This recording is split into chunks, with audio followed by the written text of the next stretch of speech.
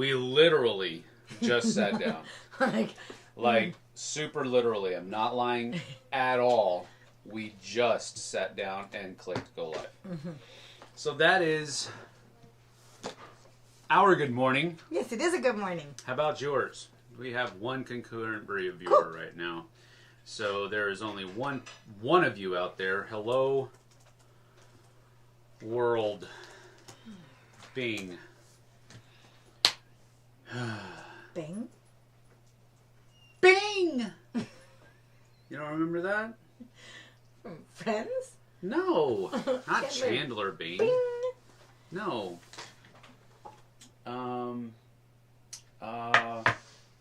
Clearly he doesn't remember either. No, it's the name of Bill Murray. Bill Murray. The small rodent animal. Groundhog's Day. Groundhog's Day. Mm-hmm. The insurance salesman that comes up to him. Yeah. Ned Ryerson? Bing! Yeah. Yeah. That's what went through my head. You're amazing. Good morning, Vietnam. I got movies going through my head today. Clearly, we need to watch some movies today. No. We got a whole Actually, we don't. Okay. We don't have anything going on. Michael Joseph says, okay, only four of us sneak us your top 10. Well, I will say this. We did record the top 10 last night. Yes. And that was a fun list. I'm going to have it ready for Wednesday as per usual. I'm not going to change the scheduling or all. But that was a fun list to go through. If I can pop my own collar a little bit, I feel like mine was the better list of the two. I'm just saying. I gave him grief. I will say, yes. I gave him grief during half of the list. I'll say that. During his no, don't spoil. No, I'm not going to say anything. I'm just saying. 5 of his games are pretty dadgum good games. You can go get a drink from the refrigerator on the other 5. But mine, you got to stay tuned. I'm not going to share any of them. Yes, open the door. No, because then there's going to be complete mayhem. Oh, I got to see. We just sat down and we said... How long is it going to take for the cat to start scratching at the door? I said 7 minutes. We just put water in there. It has food in there. It's got its tree playhouse thingy in there. And I closed the door because we want to try to keep as little noise in the room as possible. That was 3 minutes ago. Oh. And it's going, no, I need out. Please help me. That's his voice for Max versus his voice for Strider. Well, Strider is, whoa, what's up, Bubba? He's like happy-go-lucky. And Max is like Prince of all evil. You have to come out, evil. Though. And now he's like just looking at me like, why did you open my door? You have to pick him up and throw him out. Because this will be a craziness. Well, he's going to go over there. He's being good. Usually when they are...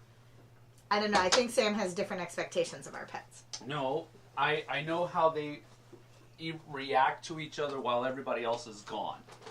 Like right now, Strider's being chill. He's like, yeah, I'm cool, dude. Whatever. I got my bandana on. I'm good. Oh, there's that cat. I want to pounce on that cat. That's what he's saying. Yeah. And Max is over here using Jessie as a meat shield. Because that's what cats do. Yeah, that's pretty much what he's doing. But I will say, you should watch Max that top 10. Max is probably going to make an appearance here in just a second. Top 10 coming out on Wednesday. Super exciting. You gotta watch it. Go lay down, dude. I said this was a bad idea. No, it's fine. It's gonna be fine. They're just 4-legged beasts. Domesticated beasts. Alright, Sniper Gotcha is here. Hello, hello. Good to see you. Blake is here. How much has the top 10 changed compared to the last time Ooh, you did you're one? gonna have to tune in. You're just gonna have to tune in. I can't divulge that information. That would be spoilers upon spoilers, and I'm not a spoilers kind of person. Strider, come. Stop. You gotta just ignore him now if you're gonna let him in here. No. It's fine. Yeah. They're fine. Max has found his perch, and now Strider's laying down. That's how it usually goes. There's like snippets of annoyance between the two of them, and then they chill. No. I disagree. Because when I walk in the room, all mayhem breaks loose on the animals and the kids. Just install a cat door. That would be too he's logical.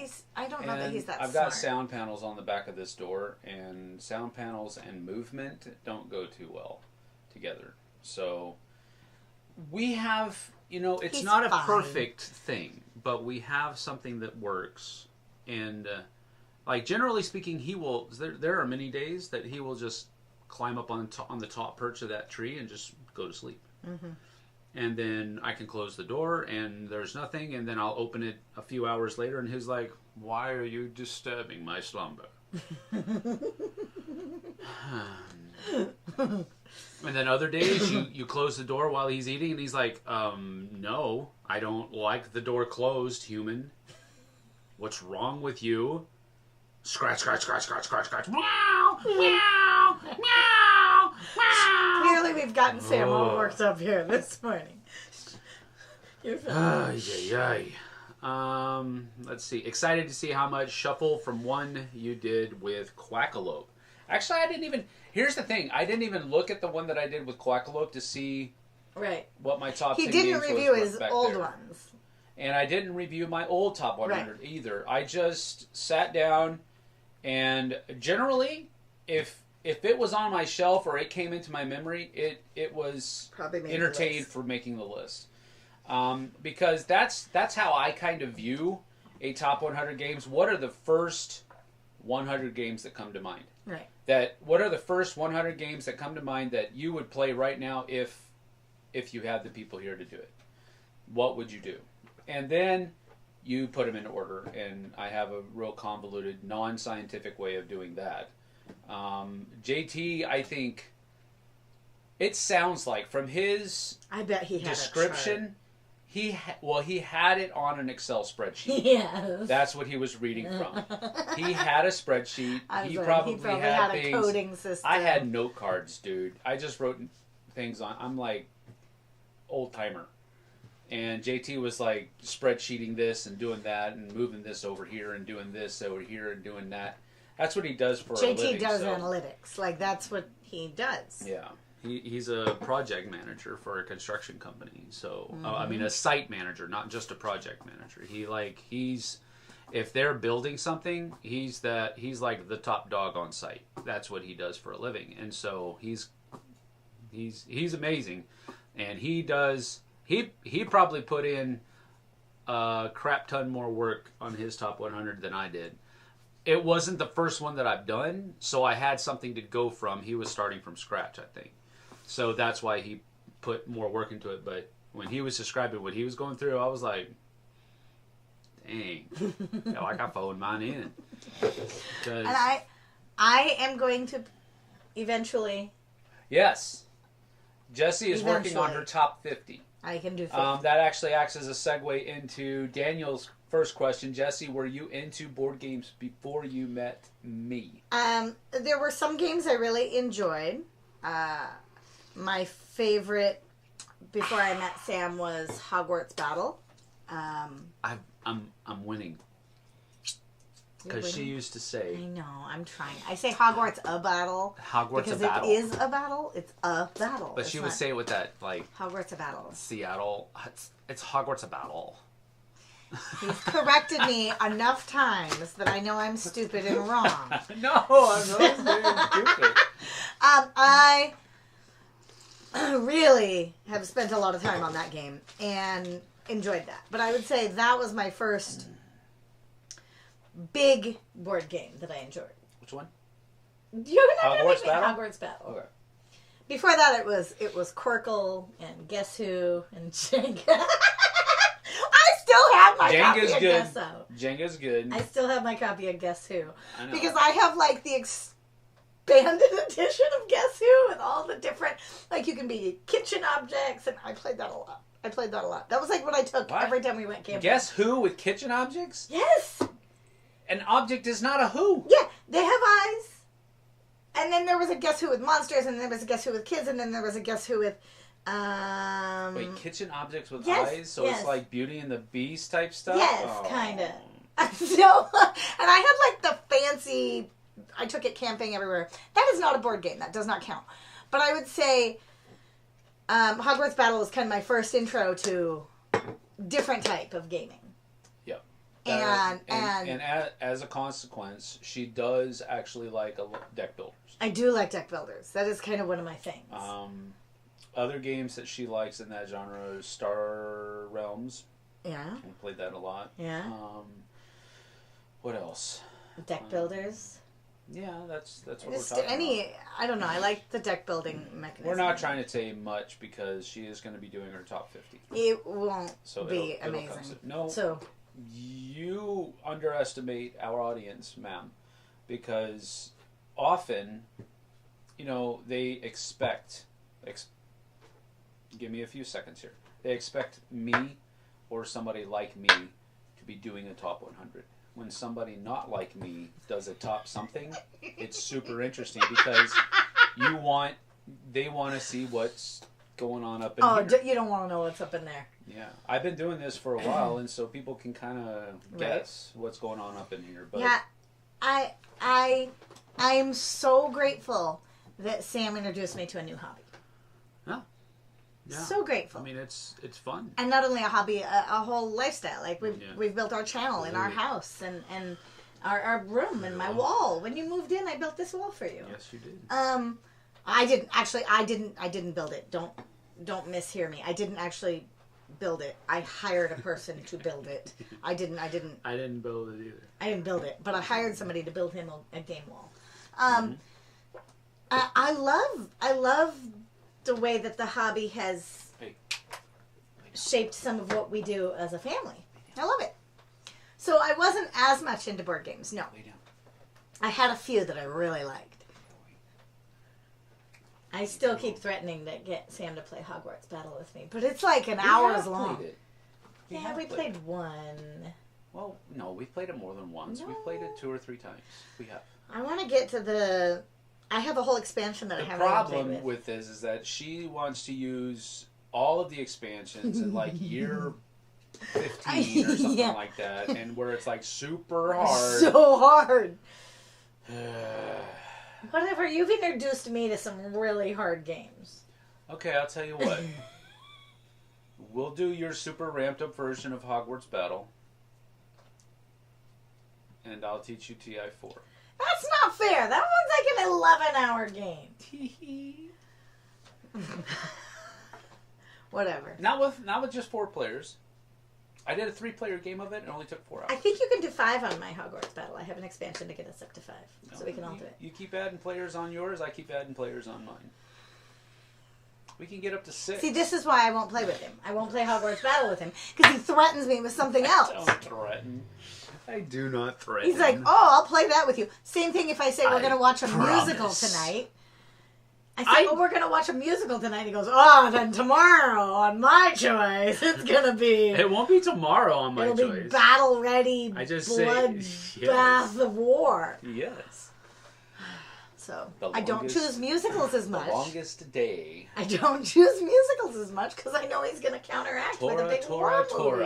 And then you bore me with musicals, I will bore you with wars. This is why we haven't played Hogwarts Battle very much.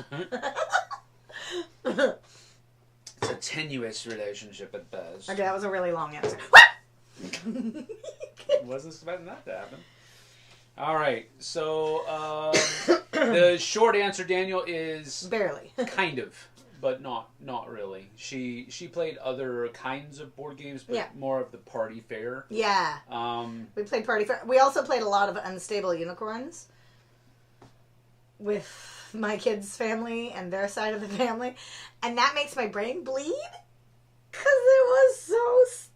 It was... The whole definition is they were all stabby unicorns to each other. They were like... And it turned into this monstrous, loud battle of just a whole bunch of Acevedos. And I enjoyed that. And then we would play games with them. We played a lot of party games with them. Yeah. Unstable Unicorns with that family, though. You did it once, Unstable right? Unicorns is a game that kind of, you grow out of it, though. Maybe. I mean, I get it. Well, at least that's what's happened here. Yeah, they haven't asked to play it. Uh-uh. They haven't asked to play it in a long time. And it's a stupid little card game. Take that card game. So it's not like it's a huge annoyance. The problem with it, though, is that it can go on and on and on and on and on and on and on when people are just backstabbing each other. Yeah. So, thank you, Strider. My foot was actually cold. He's laying on top of my foot. Nice. So I'll take it. So Blake Cavney says, open the door instead of shut the door. Yes, that's pretty much what's going on. There was an old thing with the Dice Tower. Oh, yeah. That Tom started like a long time ago, like when they were back in Korea. And one of his daughters left the door open, and he just said, shut the door. And I think it, by accident, made it into the actual video after he had it. That's funny. And so from then on, it just became a thing. Shut the door. But here, it's open the door. But then shut it again because we don't want the furnace to go off. Anyway, is your Game Topper a Watson? No, it is not. This is, first of all, this is not a Game Topper. This is a first-gen Geek Chic that was the first table that Tom actually used on the Dice Tower. And then when they started going with Rathskellers back in the day, he allowed me to use this at my house. Because at that point, we were working 2 days a week at home, 3 days a week at his house. And we would record stuff at our home, and then we would come to his house and we would edit it all. And so I was using this, so this has just kind of become mine, but it was originally Tom, and with his generosity, it's mine now. But the playmat that is here, this is the Desert Dunes playmat that I think is going to be part of the new 4.0 Kickstarter for Game Toppers. So this is a Game Topper playmat, and it is something else. It's great quality. Show. I mean, you can't see. There's nothing out there. We'll show you There's later, nothing out there. Let's go ahead and just show it real quick. It is so pretty. Yeah. So this is what it looks like, and this is a kind of a.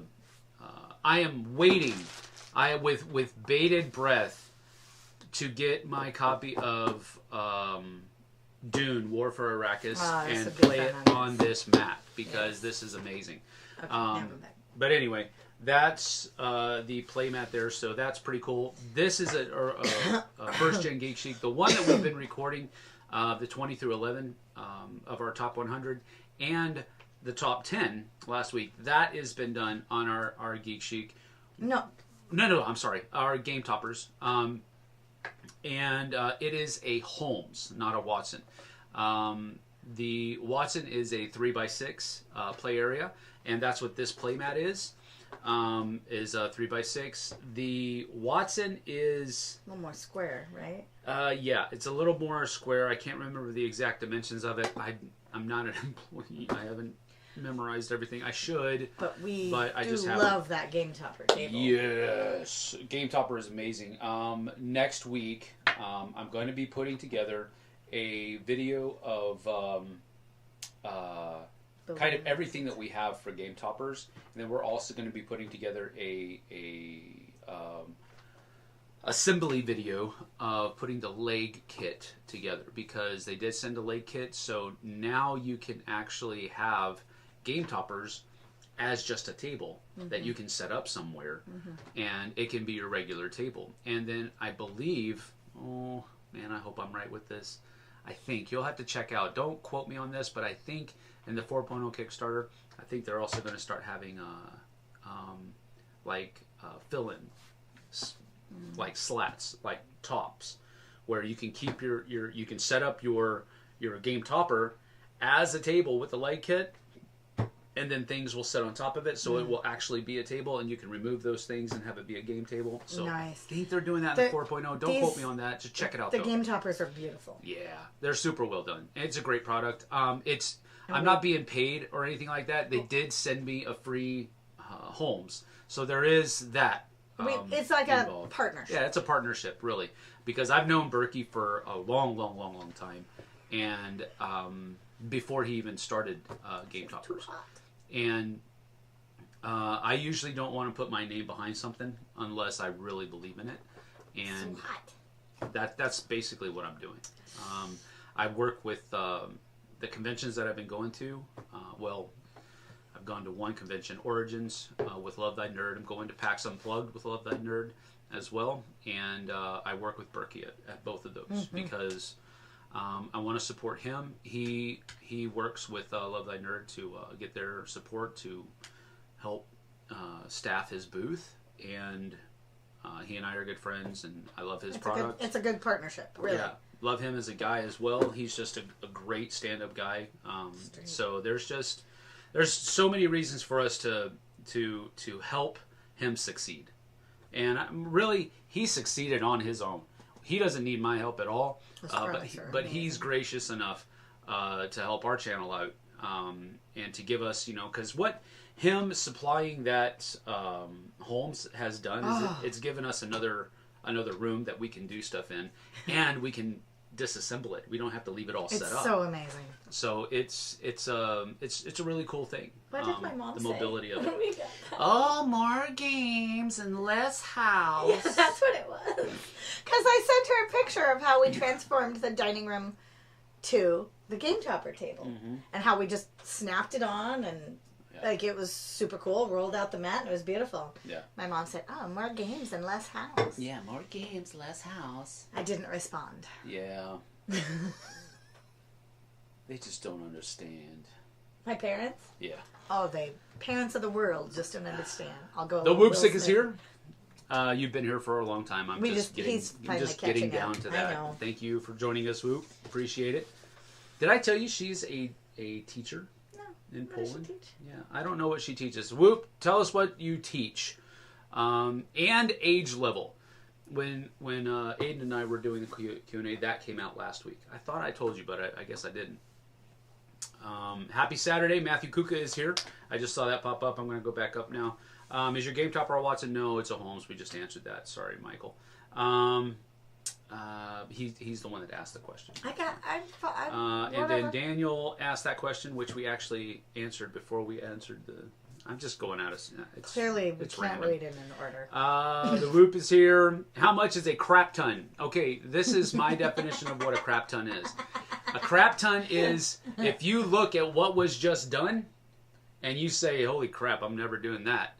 That's a crap ton. That's a crap ton. That's what that means. That's a crap ton of work. Holy crap, I ain't never doing that. That's a crap ton. So, yeah. I just came up with that, I think. What's more, a crap ton or a boatload? I think crap ton. Crap ton is more? Yeah. Because a boatload, you can have a small boat. But a crap ton is like, holy crap, I'm not doing that. That's a crap ton. Yep. Are you going to start doing different top 10 topics with JT as a running series? Yes. As a matter of fact, yes. That is something that we've already talked about. We're going to be doing. We're both going to Calgary Tabletop Day in Alberta, Canada.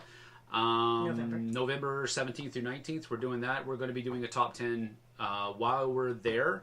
And I don't know if we'll be live streaming it or if we'll record it. We might just live stream it. I know that we're going to be playing some games live stream at a booth. We actually got... really cool. I'm going to show it. You should. I'm going to show it. I'm going to go get it. You have to carry us, though. Okay. Well, I don't know what we were talking about before that. Oh, November. Yeah. You want me to actually read? No, just I'll be right back. The funny thing is I actually talk to myself a lot. So, frequently. So I do that.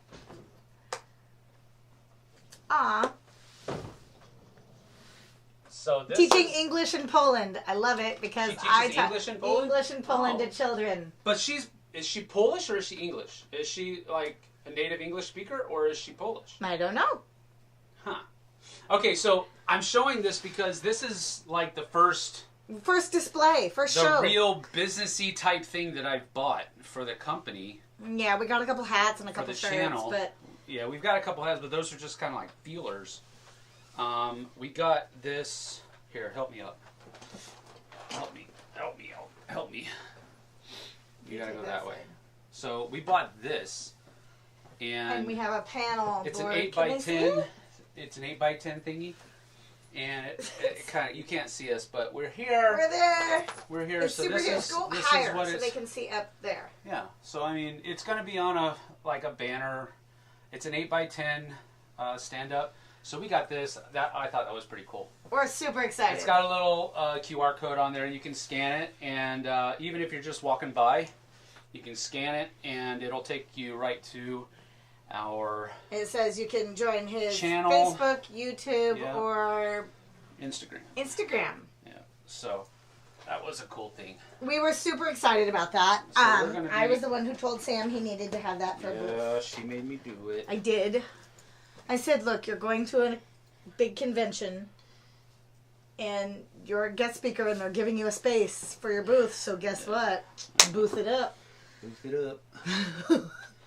Booth it up is right. She's Polish. Cool! Polish, teaching English to children. That is like my heart right there. Yep. I spent a year in the Czech Republic teaching English. I was actually teaching it to adults, but teaching English to children is my full-on genre. And that's a cool thing that we both have in common. We do. That we didn't really, because I taught English as a second language in Korea. Mm-hmm. And I taught in both Barcelona and Prague. Yeah. And so I spent, for 2 years, I spent all morning from 8 to noon teaching English to a bunch of 4 and 5-year-old Koreans. Korean kids that did not speak a lick of English.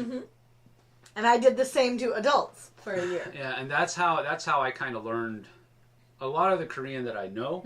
That's how I learned it, because I told the teachers. The teachers were like, the Koreans were like, no, we don't want you speaking Korean to them. We want you to speak English. And I'm like, but they don't understand English. They don't know what I'm saying. Yeah. And I'm big. And so they look at me and I start speaking English and they start crying. And then I don't know what to do. If you don't want me throwing kids out of windows, you need to teach me some Korean so I can say English. They don't hear me, say the Korean. And then go back and say the English. And then go back and say the Korean. And pretty soon, those neurons will start firing and they'll start understanding English. But right now, you need to teach me some Korean. Right now. Yeah, I don't care if I sound like a 4-year-old because you're teaching me the 4-year-old version of the word. That's fine. But that's what I'm going to... And then I started using that and Koreans started looking at me weird like, yeah, that sounds good, but you're not 4, dude. Come on. Right. Anyway. Yeah, but we both taught English. Yeah. I love that. English to ages 6 through 9. Aww. Wow. That's awesome. Love it. Love it.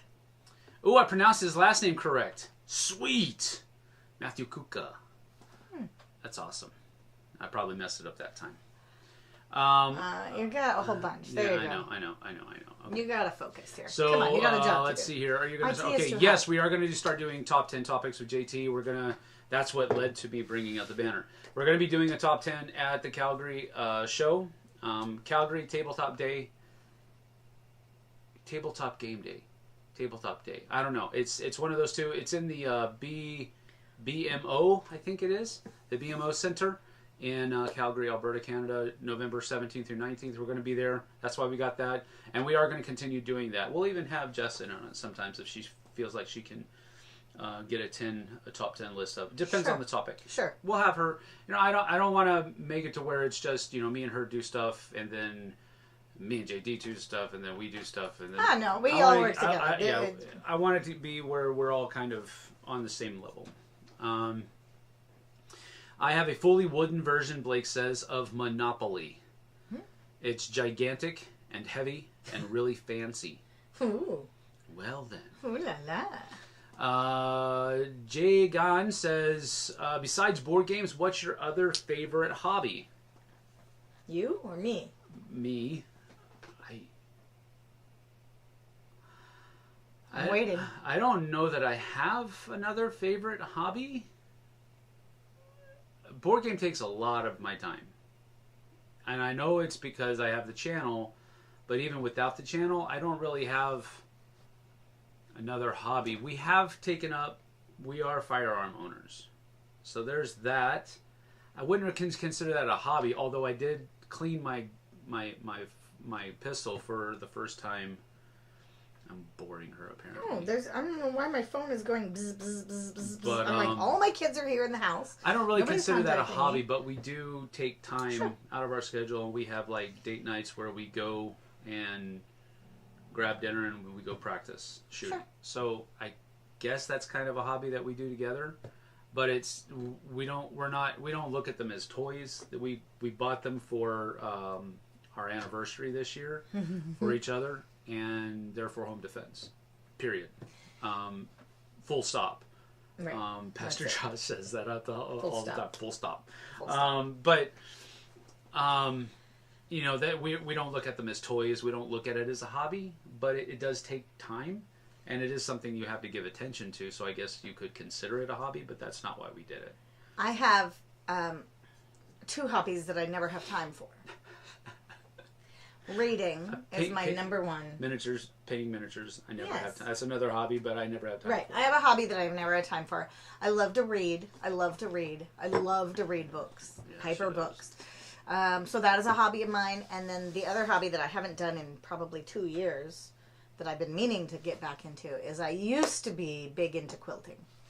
And at my old house in Bothell, it was a 4-bedroom house. One of the bedrooms was all designated to my quilting stuff. And my fabrics and my sewing machines and my long arm and all of it. How often did you do it, though? I was in there a lot. Really? Because that would be what I did. I would just go in there and that would be my safety As a zone. release. Yeah. So, or I would go into my quilting room with my book and then read in my quilting room. Yeah. But I don't do that anymore. I just don't have the time. Mm-hmm.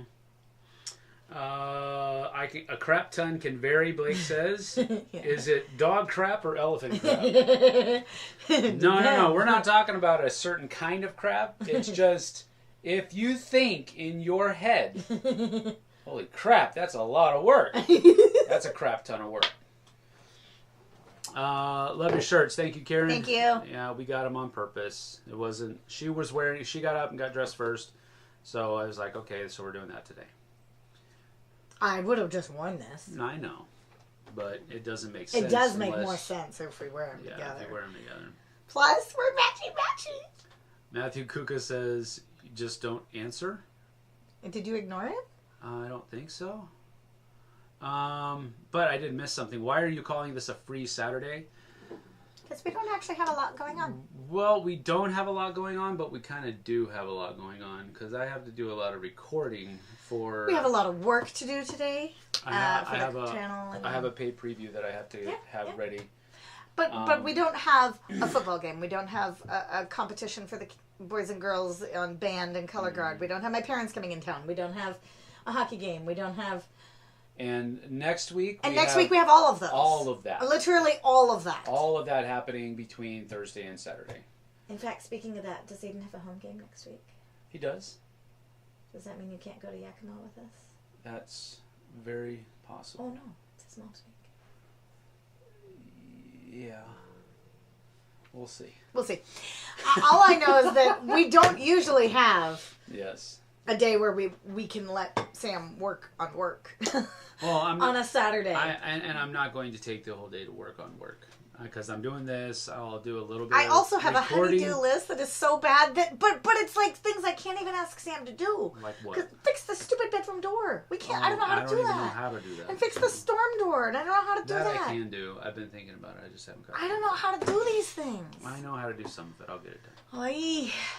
But yeah, that's what we meant by a free Saturday. We have none of the extracurriculars going on, but we still have plenty of things to do. I'm sure we're going to be busy. Yeah. So Matthew says, I want some FOBG merch. That's coming. One of the things that I'm trying to get done for Calgary is to have some shirts there that I don't... I don't know if I'll be able to sell them. Oh, at the booth? Yeah.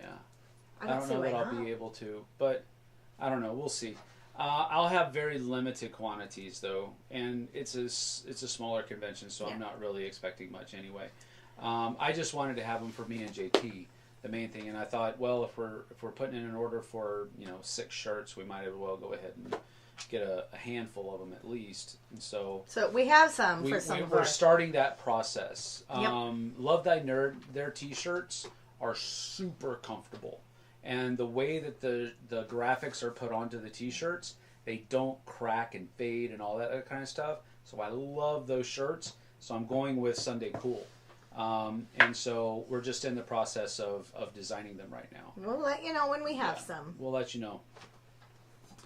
Banner looks great. Thank you. Whoopsick. I am Polish. Yes, yes. Noise. Something about Mythic. Yes, I did see that. Okay.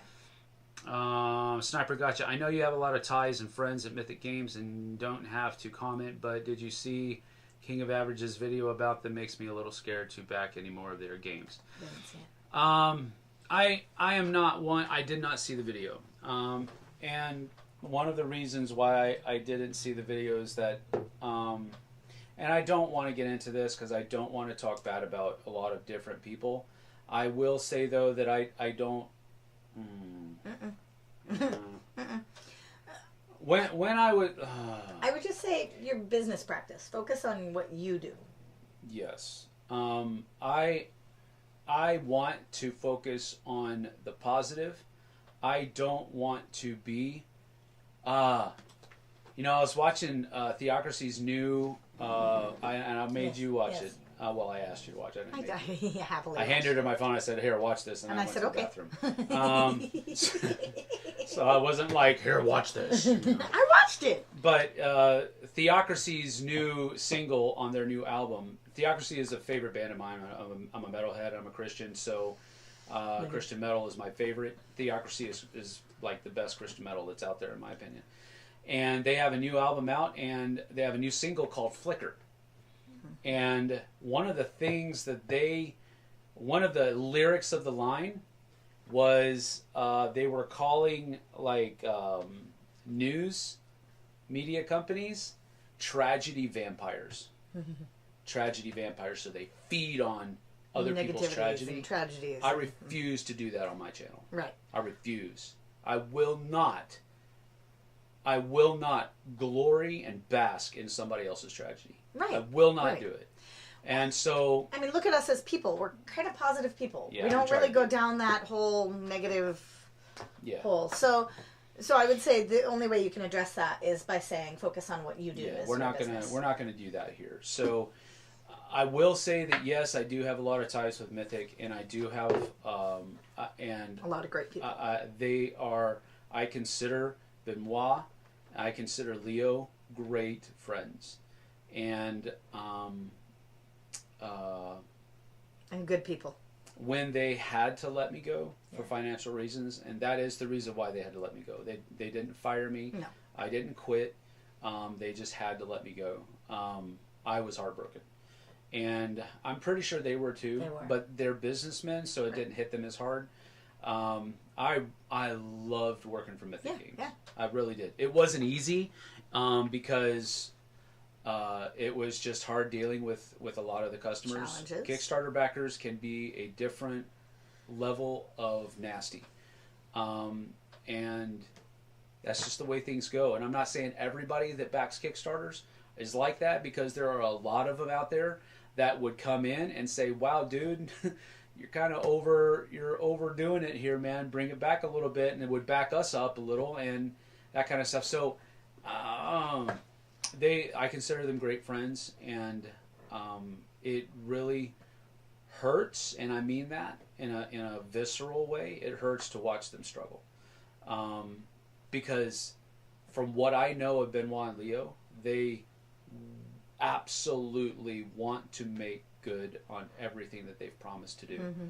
And if they ask you for more money, and again, I'm not justifying that. Please understand, I'm not justifying that. But if they're asking you for money, it's because they need it not just because they're trying to make sure they pay for their yacht in the whatever.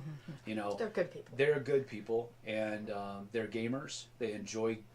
They're hobbyists as far as that's concerned, but they also are business people, and so I'm not part of the decision making process. All I can say is from a personal level, from a personal perspective, they are absolutely wonderful people. Yeah, absolutely. And I can't speak to anything that gets decided upon or why it gets decided upon. My experience with them has been that they have been very nothing but positive. Like we yes. had a very good. You worked with them. They were good to you. I did not want to not work for them. Yeah, I agree. But at the same time, I think they were led down paths by others that I think led to where they are now. And it's unfortunate. One of my best guys in the industry, one of my best friends in the industry, still works for them, and it's a daily grind. It's a daily grind, and I mean like 7 days a week daily grind. And my heart goes out to them, and I wish them only the best, and I mean that in every way I can possibly mean it. So I hope that they can turn all of this around, and I hope that Mythic Games is here for years and years and years and years and years to come. Right. Because I think the games they put out, the games they put out are top notch. Top notch. Top notch. So, yeah. So hopefully that's a good answer. Daniel, thank you, sir.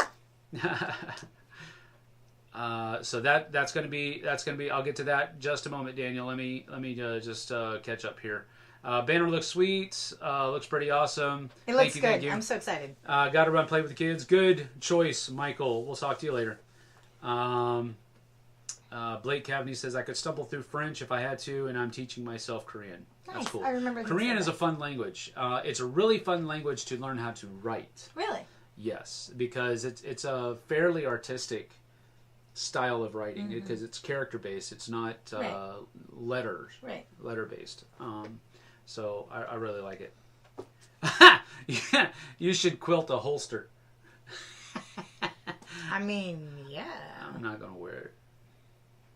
Can it be pink? No. Can we put bling on it too? You would want she's not a bedazzler. I want a turquoise. You would have turquoise, not pink. Mom Gamer, I have always wanted to learn to quilt. Never did though. Hello, Mom Gamer. Good to see you. I kind of taught myself. But it was something I really dove into. See you later, Blake. That being said, I can't do the fancy quilting. I don't get corners, and I did all kinds of straight line quilting, and I loved it. But I didn't get into the. I tried to make a hexagon quilt once with hexagon squares or hexagon pieces, and my brain hurt, and I stopped halfway through. Interesting. But square lines, I'm good. Let's see here. Jess said she talks to herself, and I said, just don't answer. Oh. That's hard to do. Though. I do. That's hard to do. I talk to myself and I answer.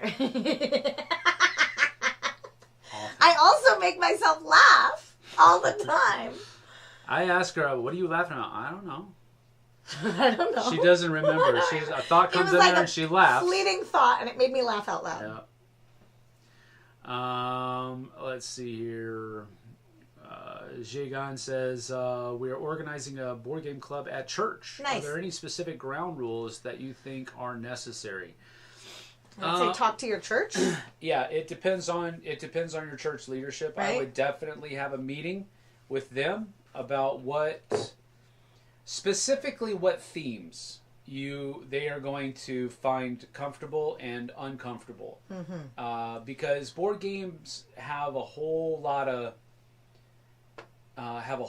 themes that are wrapped around it. And again, the mechanisms aren't anything, but some of the themes will turn a few heads in a bad way in churches, and you don't want that because the Apostle Paul talks about not causing another brother to stumble.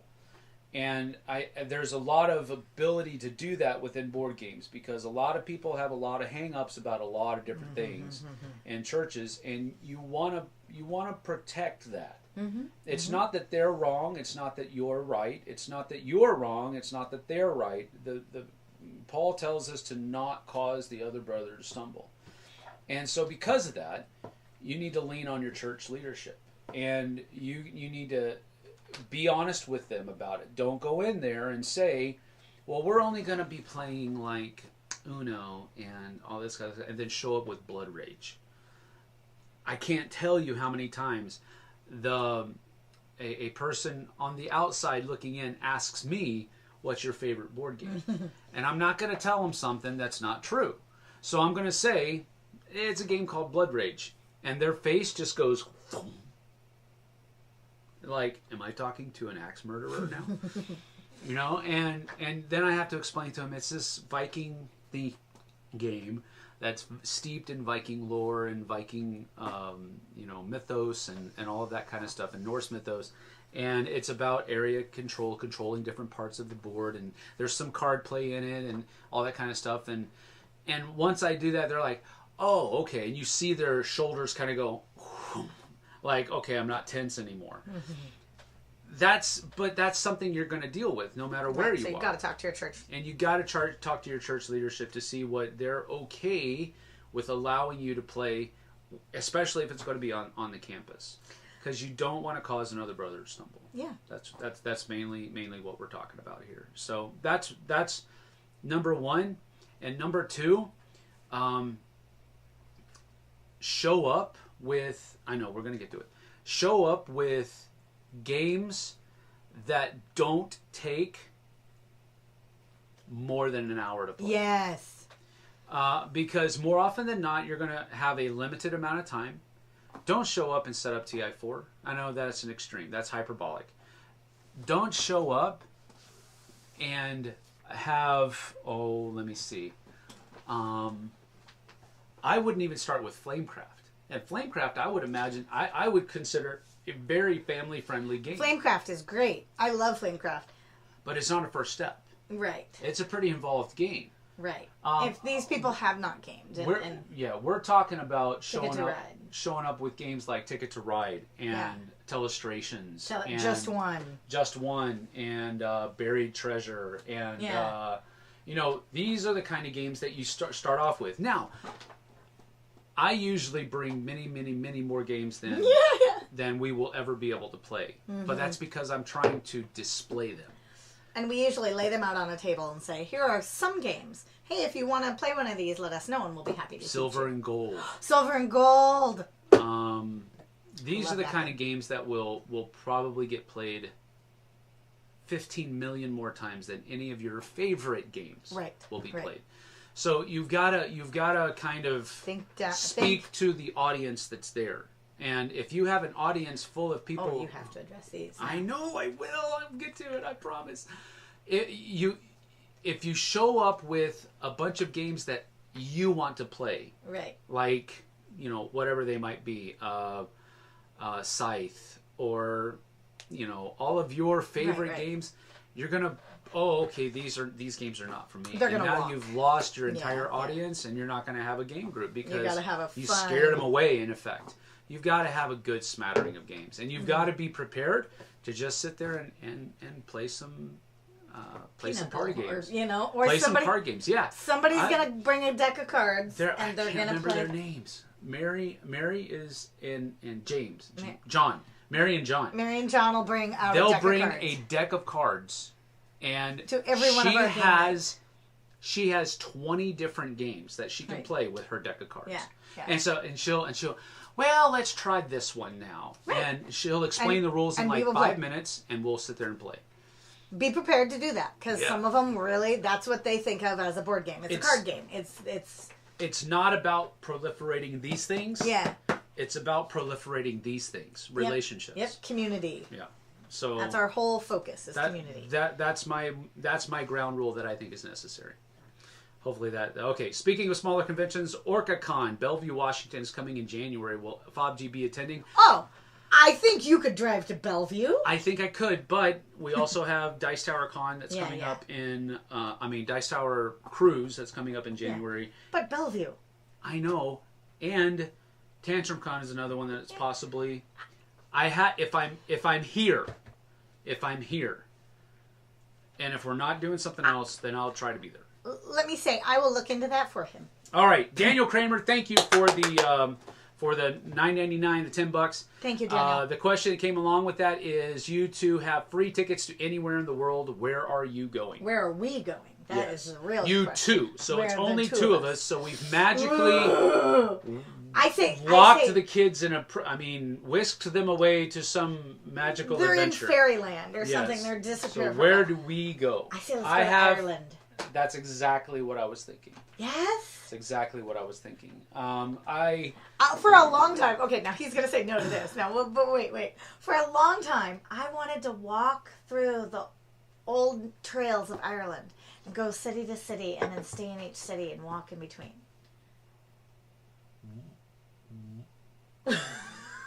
They have these things. Okay. You don't even have to buy them. You can just rent them. That are called cars. I really wanted to walk over there. But, that being said, in my life now, that is not where I was. That was when I was in... I don't mind... That was when I was in Prague. Hi, Max. Hi, Max. That was... he's my cat. He just ignores me. No, he doesn't. He just knows that... I was in Prague, and I was on this walking thing, and I wanted to walk through Ireland. But right now, I would say definitely, I want to go to Ireland. I also want to go... let's go up Nordic. Let's go to... I would imagine if I only had the ability to do this once, it would be Ireland. Yes. Because I have an Irish heritage. I've always wanted to travel Ireland. The closest I've gotten is yes, I know, Max. Well, it's because I use beard oil, and there's something in the beard oil. I changed companies with the beard oil that I had because the other beard oil, oh no, he got a little something. He got frisky, and I mean downright frisky. This is frisky, but this is like, he's like, okay, I want to lick your beard. But my old beard oil, yeah, he couldn't. He would be like, I would go like this, and he would like be pushing. Like, let me lick your beard, human. But now he's like, okay, fine, I can do without it. So I'm staying with the beard oil that I have, which I'm out of. It's nothing. Okay. So I would say let's go to Ireland. So yes, it would be a toss-up between one of the Nordic countries, or all of the Nordic countries. Yes. Scandinavian countries. Yes. Sorry. And Ireland. It would be a toss-up. Stop. Dude. Do you celebrate Halloween? And have you ever seen a ghost? Do I celebrate Halloween? No, I don't celebrate Halloween. I think there's a difference between taking part in the activity and celebrating it. I think the activity for me... Now, here's my thing, and I will let you talk. No, I don't care. Here's my thing. There was a time in my life where I was actively against the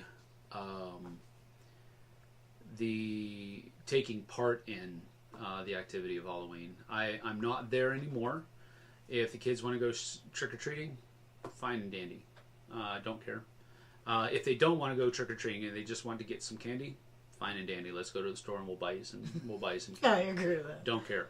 Am I going to decorate the house in a bunch of evil, creepy-looking stuff like, spiders and... No, I'm not going to do that. Will we decorate the house in fall harvesty type stuff? If she wants to, I don't care. I'm in. Let's go to Hobby Lobby right now. Let's go. There's so many fall... Look, we can fallify this. Yeah, I don't actively celebrate Halloween. Go ahead. I've taught preschool for years. Halloween is pretty big for preschoolers. Right now I am at a private preschool, and it is Christian based, and we don't do Halloween. We don't do costumes. We do harvest. I was the mom who, for years, not only would encourage the kids to go trick-or-treating, I would decorate the house. Nothing creepy. I don't do creepy. She's not a creepy. But I would do pumpkins, and I would do... You do what? You know, pumpkins. Oh, I thought you said pumpkins. I did not say pumpkins. I think you said pumpkins. I would do pumpkins, and I would do black and orange, and I would decorate, but I wouldn't do any of the spooky stuff. But I was also the mom on Halloween that had a whole trick-or-treat tray for adults that would be trick-or-treating with their kids, and it was usually a spiced cider. It was hot. It was either a spiked cocoa or a spiked cider for all the moms and dads that were out trick-or-treating with their kids. So you have a bunch of drunk parents. I wasn't encouraging them to get drunk. I was giving them one little thing.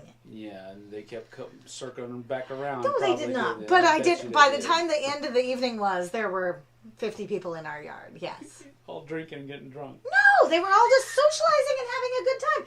What I gave them was not enough to give them drunk. They had this little tiny thing. Oh, it's amazing that you naturally went back to saying... by the end of the night, we had 50 people in our yard drinking. No, we had 50 people in our yard being a community. Okay. Because I warmed them up with a little shot. Jeez Louise. With a shot of liquor? Yes. Yeah. We're going to go to Jessie's house because she's handing out free booze. See? Okay, now he's trying to make me feel bad. Look, this was a different point in my life. I had a great Halloween setup. Oh, that's amazing. All the moms and all the little toddlers. Yeah, and I'd be like, you want mom's drinks? And I'm like, yeah. Dee Dee O'Brien's spirits on Halloween indeed. Let me tell you. You got to get to that. All right. Yeah, Sniper got you. Thank you so much. I appreciate it, man. That's $20. That's. Thank you so much. I mean, that's half a meal, dude. That's huge. That's half Thank a meal you. for our family. Thank so you. thank you. I appreciate it. And he says, sorry, probably wasn't fair to ask about Mythic Games. No. Okay, no, listen. No. We are transparent as we can be. We are going to protect our privacy. Don't get me wrong. And if I don't want to answer a question, I will simply tell you I don't want to talk about that. Yeah.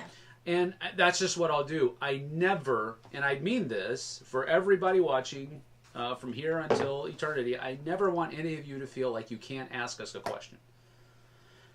If we don't want to answer the question because we feel like it goes past that wall of privacy that we want to maintain, then we will simply tell you that. But if I answer the question... Yeah, no, there's no place. You do not need to feel bad about that at all. That's not what we're about. I just wanted to be very clear about... And I just thought it was coincidental that I had just listened last night to that Theocracy song. Oh, yeah. And they had just used that, what's to me, a new frame Tragic of reference. vampires, A new... tragedy vampires. I love the word picture that those two words, when they are united, gives the people, and I refuse to do that. And so that's not who we are. That is not against you at all. No, but we please ask a question. Yeah, that's why we're here doing this. That's why I turned him back to make sure he answered it. Yep, exactly. So thank you very much. I appreciate it.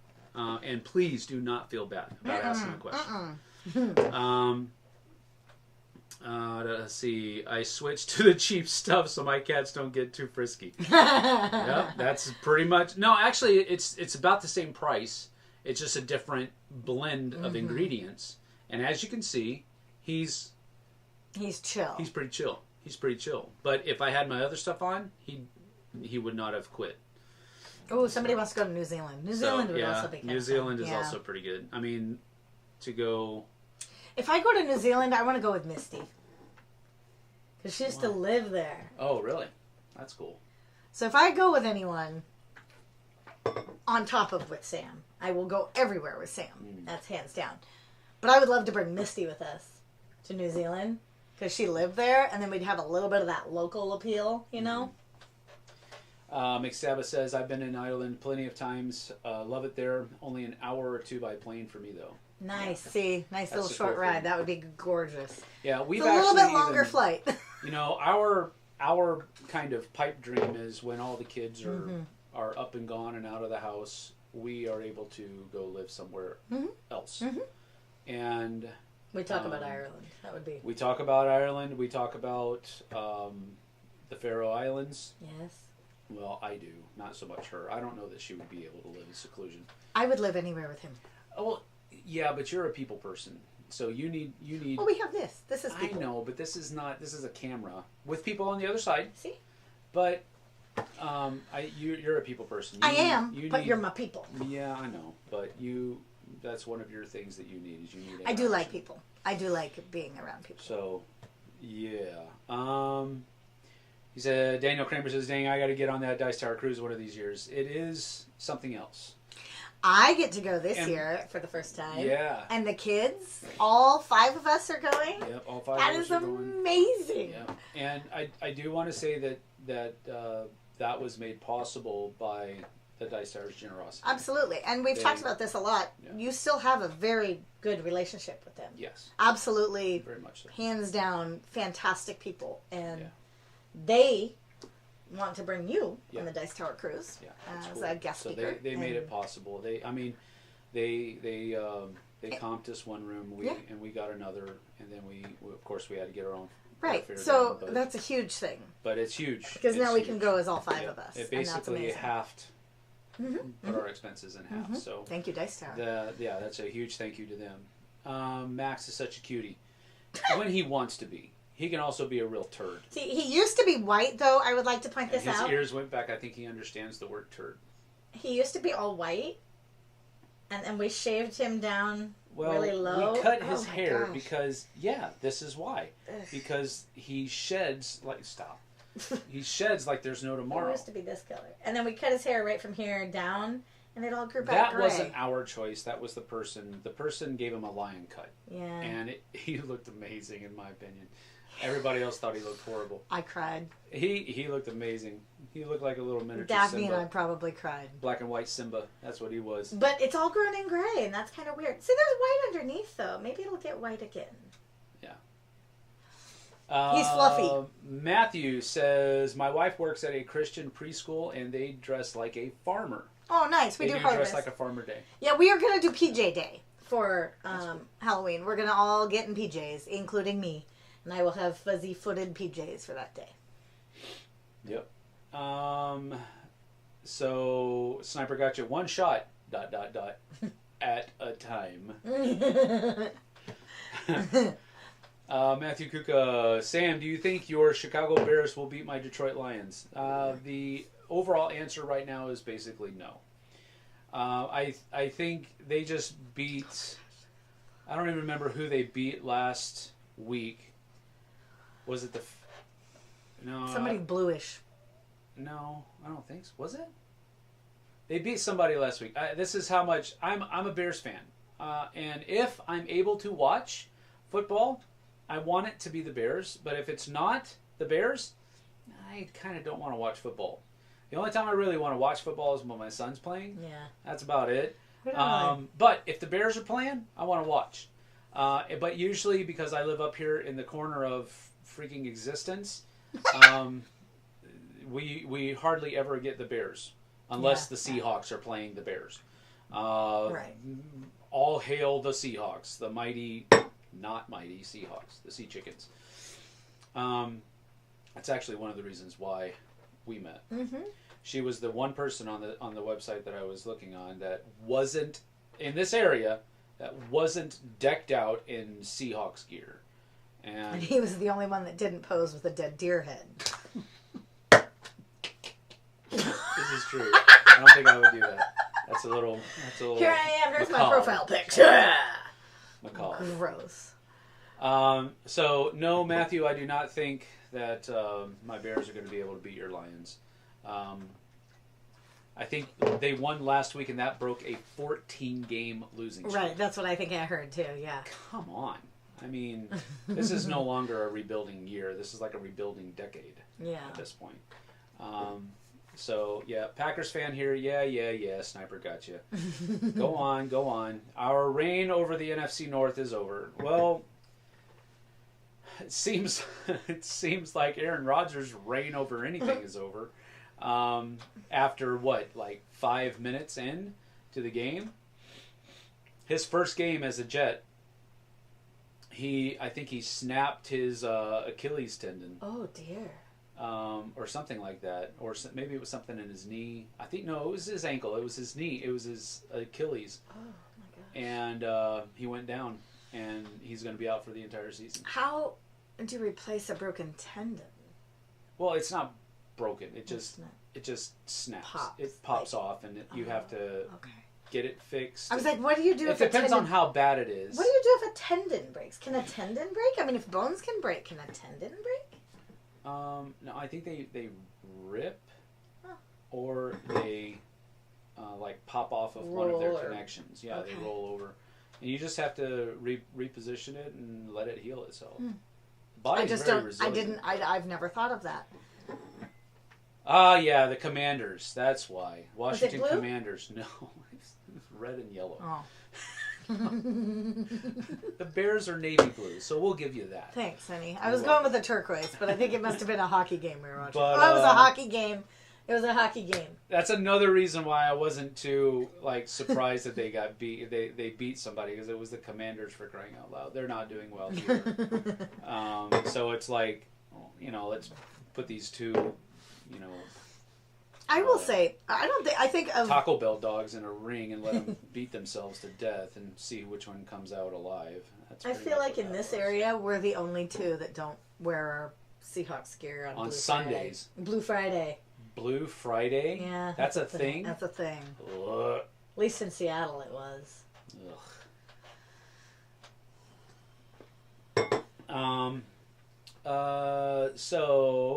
But I barely get into NFL much anymore. Yeah.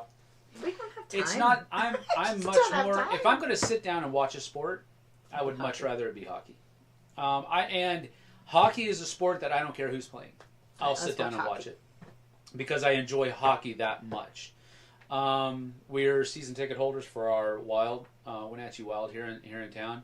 We just joined the WHL, and oh my goodness, I knew it was going to be a step up in quality. It's a huge step. Man, those dudes are fast. It's a huge step. It's a huge step. We used to be part of the BCHL, the British Columbia Hockey League, and they were basically just a bunch of, 18-year-olds, 16, 17, 18-year-olds. Yeah. It went up to 19, I think.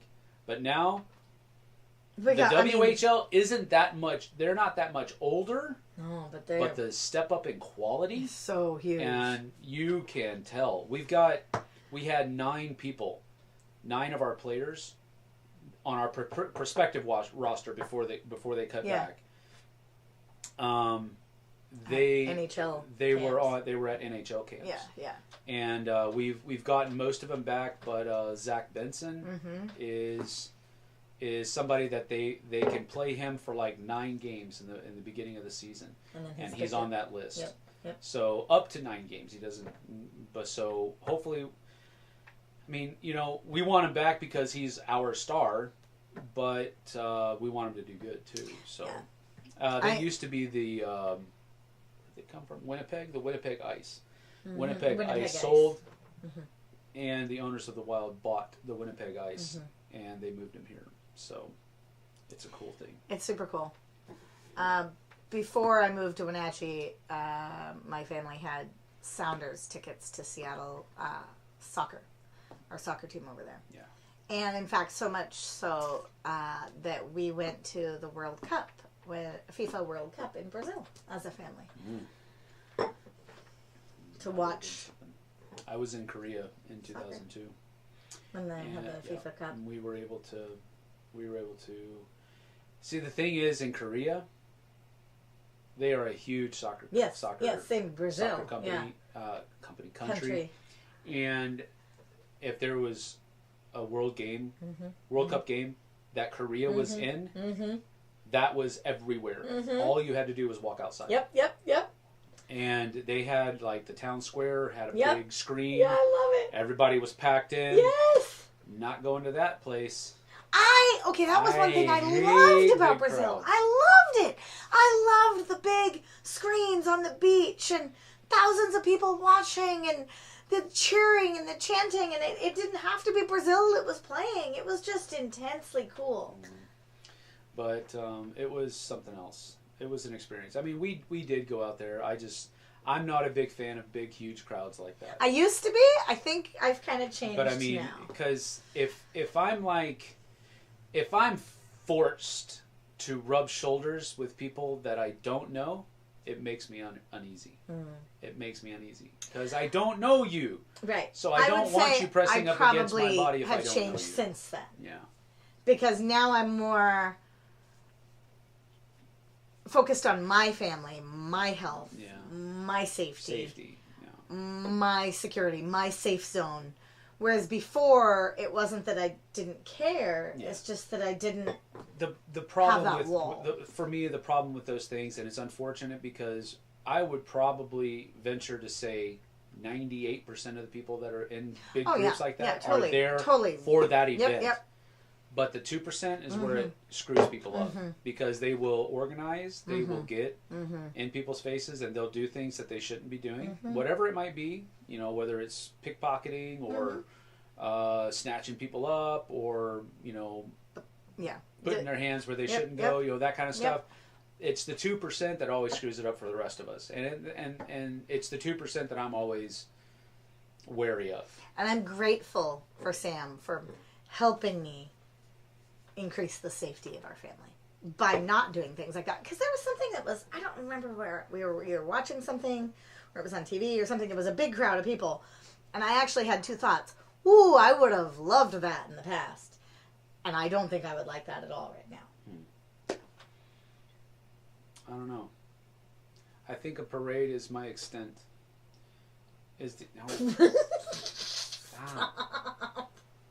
A parade is the extent of my wanting to go do anything, and like one of our parades around here, where it's like, you know, three people deep on the road, and I can have eyes on everybody that's around me.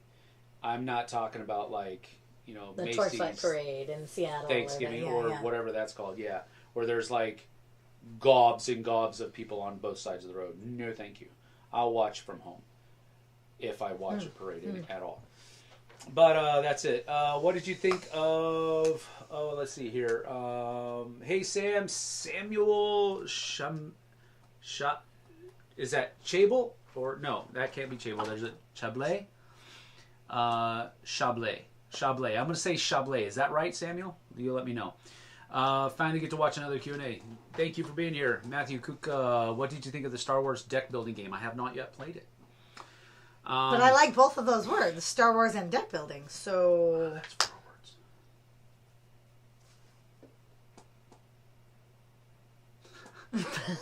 words. Fine. Don't get me on math, okay? What I'm saying is I liked all of those words. Sniper Guy just says, the somebody has to win bowl. Yes, we call somebody has like to bowl, yes. Chicago versus... Packers. No, Chicago versus Washington.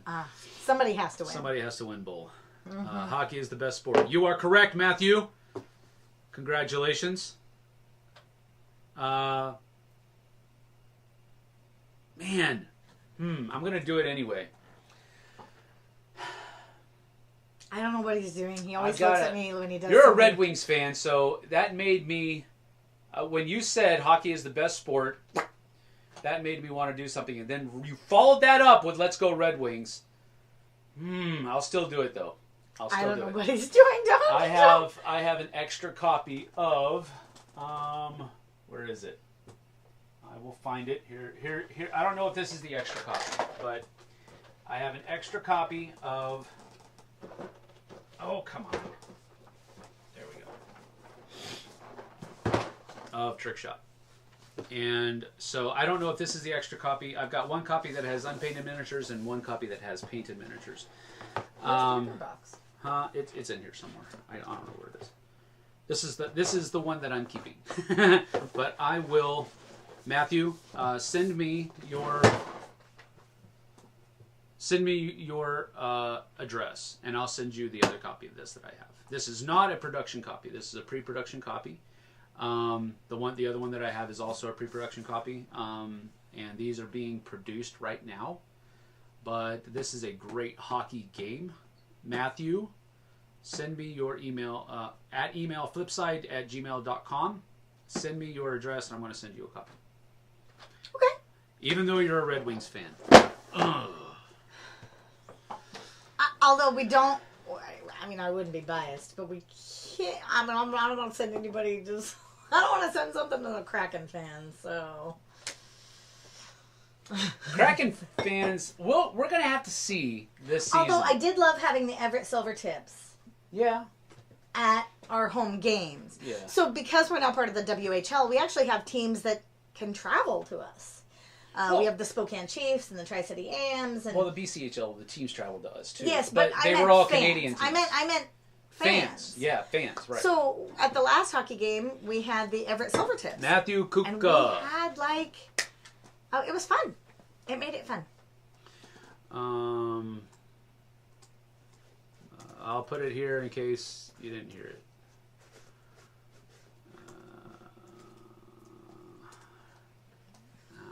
Sorry, Matthew Rose. You should have made a drawing out of it. No, I don't want to make it. That was just like... It was a spontaneous That was thing. a spontaneous thing. You so like I was hockey. just like, so bam. we're good. That's what we like to do is build community. Yeah. And that's just a community thing. So when is Dice Tower Cruise? Dice Tower Cruise is in January. January 14th through 21st. Leaving from Miami. What did you say? Oh, you got it right. You nailed it. January 14 to 21. It is Royal Caribbean. Oasis of the Seas. We're going to go to Nassau, Bahamas, Coco Cay, which is Royal Caribbean's, island. Yep. Man-made resort. Labadee, Haiti, and Jamaica. Those are the 5 things. There was something going on in Haiti. I don't know if that's going to still be a spot where we stop. I don't know, but you should check out Dice Tower Cruise. That's what it's going. Dice Tower Cruise, yeah. 2024, we will be there. We will. We will. JT will be there as well. JT and Mel are going to be going there. We're going to actually make sure that we fly with them and stay at the same hotel the night before. We will be there for the before cruise event, wherever that's being held. But I don't know that we're going to be staying in the same hotel as that place. But we will be there for that event. Yeah. So be there if you can. That'll be something fun and cool. Let's see here. Have you all tried Oathsworn yet? Oh, well, I'm sorry. I forgot something. Hockey is one of a very select few sports I enjoy. Have you guys played any good hockey board games?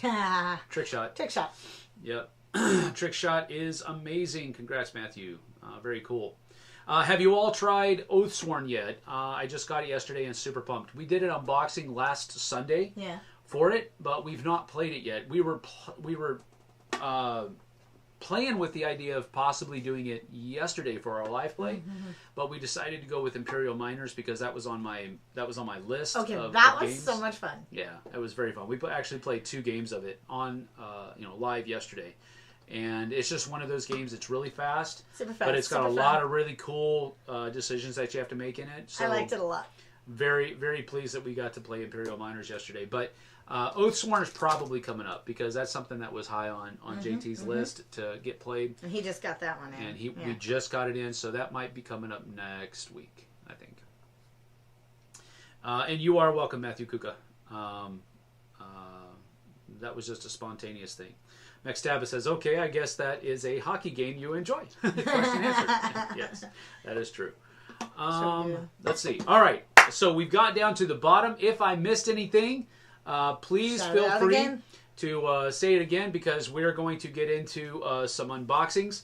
And we've got, how many do I have over there? 1, 2, 4? 3, 4. All right, so we're going to get through these. Oh, no. Where's my... I don't know, but it should be on this table. It should remain on this table. It's right here. I got it. Remind me to send a set. Yeah, we keep saying every time we say that.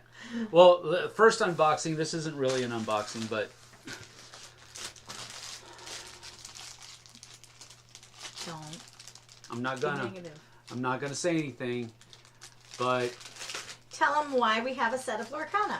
yes, we have a set. We have 2 sets of Lorcana, and I'm not going to tell you how much we paid for it. That doesn't matter because that's they know. They can search it up. I'm going to stay positive. But we have a couple sets of Lorcana because JT and I are actually going to be being judges of a tournament, Lorcana tournament at Calgary Tabletop Day in November 9th, 17th through 19th. This is something that JT and I did before we streamed and before we recorded. We're going to play it some more, but yeah, I'm going to teach her how to play it as well. Except when I get to the part where I place a card that says sing. No. I'm just saying. No. It Let's should move this happen. out of the way. It should happen. I don't know about that. All right, here we go. First one. We have got... That giveaway made this an official free Saturday stream. All right, very cool. All right, so here we have Crypted Cafe. And Crypted Cafe is a pretty interesting looking theme. As you can tell, we are going to be a bunch of Yetis, but we're serving dishes to a bunch of these different animals. So including a jackalope. Legendary, yeah, including a jackalope. Designed by Chip Cole and Lennon Cole. So anyway, this is from 25th Century Games, and I'm going to go ahead and get that open. So here it says very succinctly, 1, we collect food, 2, we complete orders, and 3, we earn the most tips and be crowned the most legendary server. Dun, dun, dun. So that's what this is. 1 to 4 players, ages 10 and up, and it's 30 to 45 minutes. So it looks like it's going to be a pretty cool. Looks like it's got some cool Sasquatch thingies in it. Sasquatch meeples. Oh, yeah, that's kind of awesome. Meeples. Some Squatch meeples. So here's the rule book, Crypted Cafe. Ooh. Nice. I like the way they show this, like what the things are. Yeah, that's pretty cool. It's pretty cool. So this is the rule book. Looks like a lot of good. Very clear, examples. Specific examples. So that's good. I like it when rule books do that. El Chupacabra, Bunyip, Beast of Busco. I don't know what any of these people are. The Flatwoods Monster, the Grafton Monster, the Jackalope, the Jersey Devil, excuse me, Old Nessie, Loch Ness Monster, Loveland Frogman. Huh. This is cool, though, that it has the actual bases of who all these people are. Sasquatch. Right, Mothman. Ogopogo. Mothman. That's cool. So, that's pretty cool. Thunderbird. What is this? Snallygaster. Wendigo and the Yeti. So, interesting. Ooh, that looks cool. This was cited in the early 1700s. No, don't read it. In Washington, D.C. Don't care. You're the meanest. All right, so that's pretty cool. Oh, I like this. That's pretty cool. And then we have a whole bunch of food items here. These are punching out pretty easily, so that's good. Good production, cutting. And then underneath we have the I love it. The Sasquatch minis. These are cool. Oh, I gotta put this down here. They're pretty light. No, it's okay. They're pretty light, but they're cool. Oh, they're nice. Yeah, they are light. But they're made out of wood and then colored. So that's cool. I like it. Yeah, we'll just put these over here. You have to put it back. You're not gonna not put it back, though, are you? Oh, I'll put it back. And then I think these are the actual player boards that unfold. Those are pretty cool. Walkouts and served. So. Uh-oh, people are walking out of the cafe. Yeah, well, that means you didn't get. You didn't get to them. Get their food to them in time. Mm-hmm. Yeah.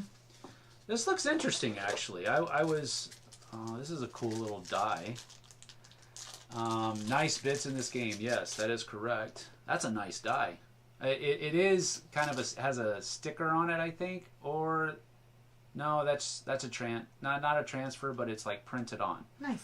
So, well, I would much rather it have been engraved or something, because then it won't wear off. That has the possible tendency to wear off, but it depends on how well it was printed. So there's a lot of stuff going on here. Looks like a scorecards, different kinds of challenge cards. It looks like maybe.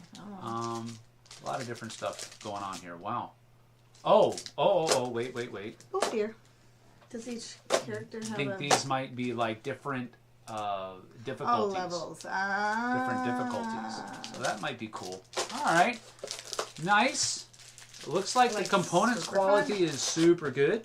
So that's something that I'm looking forward to giving a try. And we're just going to kind of just put everything back in here like so. I'm gonna pretend I didn't see anything. Oh, you're fine. He does not like it. Did you put those other pieces in there? Yes, they're in there. They're all in there. So that is Crypted Cafe. Let's hit another one up. What we got next? We need my mom. My mom should be doing this. Mom, we're not going to unbox your mom. What's up? No, what's we up need with my that? mom to unbox this. Nice bits in this games. Are the feet big? I forgot. No, they check. weren't. They weren't? kind of were actually. They were kind of were. Well, we'll come back. I cried when I opened Lost Ruins of Ardak and saw no insert in all baggies. Oh. Ouch. Yeah, that's cool. All right, so this one is called Gartenbau. This is 100% my mom. Flower and Seed Annual 1898. This is also from 25th century. David Abelson and Alex Johns were the designers. 2 to 4 players, 30 to 60 minutes, ages 14 and up. So it's probably a little bit more of a involved, complicated oh my gosh, game. Look at that huge sunflower board. My mom is a master gardener. My mom is... like literally, wasn't she the one that was like? She's a master gardener, certified by Washington State University as a master gardener. She ran a landscaping business. She's just the flower person, and this looks exactly like something my mom would love. When they come next week, maybe we should show her. I think it's a little too long. She can't do a long game, No, but 30 to 6 minutes. I wouldn't ask them to do this. But she might like it. Oh, and it looks like the seed catalog. I love that. This actually looks like the seed catalog? Yes. Oh, that's kind of weird. So here's the, oh, look at the little carts, the little wheelbarrows. So that's something we're going to have to put together. Oh, look at this. My mom would love this. Oh, yes. Yes. These are like the seed packets. Oh, my goodness. Okay, I think it's kind of funny that you're getting like totally geeked out about this. I just think my mom would love this. Little wheelbarrow meeples.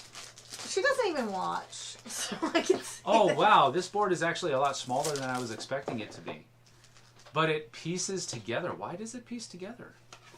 I don't know. Oh, it's they're double-sided. After all tiles have been. Oh, okay. It's for different player counts. I bet you. Yeah, this is 2-3 players. Wow. This is 2 to 3 players on this side. Oh, let me move forward a little bit. So that's 2 to 3 players Look at here. how it looks from up above. Yeah, I know. And then on this side, it looks like it's 3 to 4 player on this side. So there's a different number of spots on the board. So that's pretty cool. That's a nice looking board. Your art's pretty. Yeah, that's a nice looking this board. just makes me think of my mom. That's cool. Oh, look how big those are. Oh my goodness. That's not even close to how it looked in this. Look how small they look. Look how small they look here. And right, then because here's the little wheelbarrows. oh man, there's a lot. Dang. That looks like a box insert probably. So we'll wait. But goodness. Are you kidding me? What are you doing? What are you worrying about down there? Goodness Anyway. gracious. Look how big this thing is. I'm not going to try to put it together. Will you stop scratching your ear? Oh my goodness. What is he doing?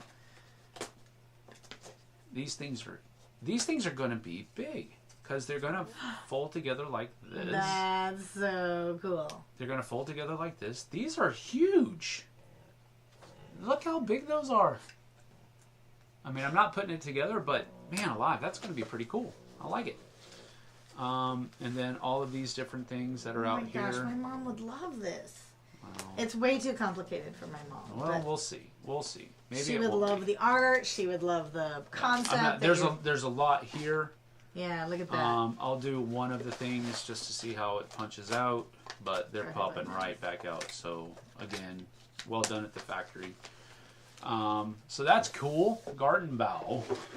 No, she doesn't really like to play games, but I just think this. But here's the thing. What like I have found is that if you find a theme, yeah, that they can wrap their heads around. Right. Well, she won't play it like a sci-fi game, or she won't play, but she would. Right, but maybe with gardening, she'll be able to do it. Right, maybe. All right, so that's Gartenbau. Next. Did you stop?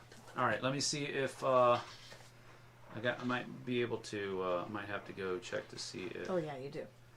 Let me go check. You got to take over. You Okay. can start opening the next one. What? All by myself? Oh, you have to open. Well, the but I war. don't know what it is. You have to open the war. No. All right, just talk to people then. I'll be right back. He left me with 2 games I can't even bluff. At least Gartenbau I could have bluffed because I can talk about my mom. And then he left me with 2, like, I don't know. We're going to wait till he comes back on that because I don't know what they are. See, a lot of people are saying that the last game looked pretty. Yeah. It's not Flips. Go get your shoes and socks on. My shoes can slip on. Okay, go get them. Okay. Look out. I can't. No, I'm talking to the strider. I'm like, I can't move anymore. Okay, I was saying, oh, did you go with garden? Oh, I thought, they're burnt. Don't eat the burnt ones. I would have given you banana bread. That's much better. She made blueberry? Chocolate chip. Oh, blueberry pancakes this morning. Yeah. Yes, I did make blueberry Blueberry pancakes pancakes with almond milk. almond milk and 28 minutes until we had to go live. Yeah, that was pretty amazing. The Warp is a game that was sent, and this is it's a longer game, 2 to 3 hours. Yeah, that's what I was like. 2 to 3 hours, 14 plus, but it's a 4X game, and it's expert level, so there's a lot of strategy and stuff like that involved. Jumping turtle games? Yeah, jumping turtle games is correct. And as you can see, it's... Oh, dear Pete. Yeah, this is like a TI4 Lite. That's basically what this... that's kind of what's going on here. It's a epic space opera type 4X game. This was also, I think this was at Essen, but it didn't debut at Essen, but it was Where did at we get Essen. this one from? And the owner, designer, actually sent it to me, Thomas. Oh, nice. And so it's a brick of a game. There's a lot in here, and we're not going to go through all of this, but there's a solo mode and a lot else going on here. But as you can see, just from the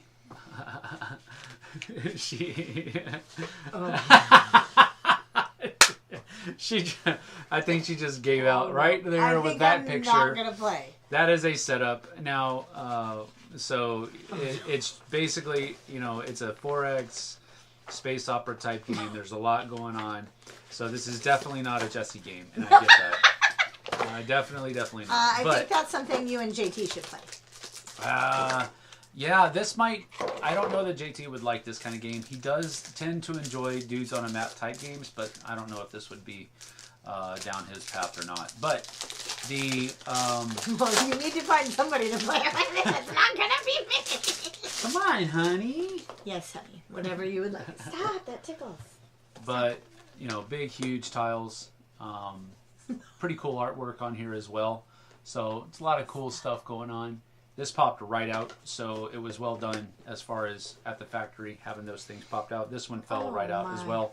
And this is another cool thing. I love double-layered player boards. Yeah, I like that. And that's what this is.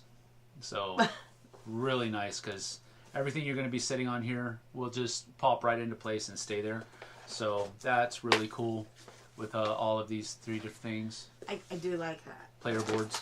Oh, dear. So the cubes that are going to be on your player boards, lots of minis with your ships and all that other kind of stuff. That's what all these things are as well.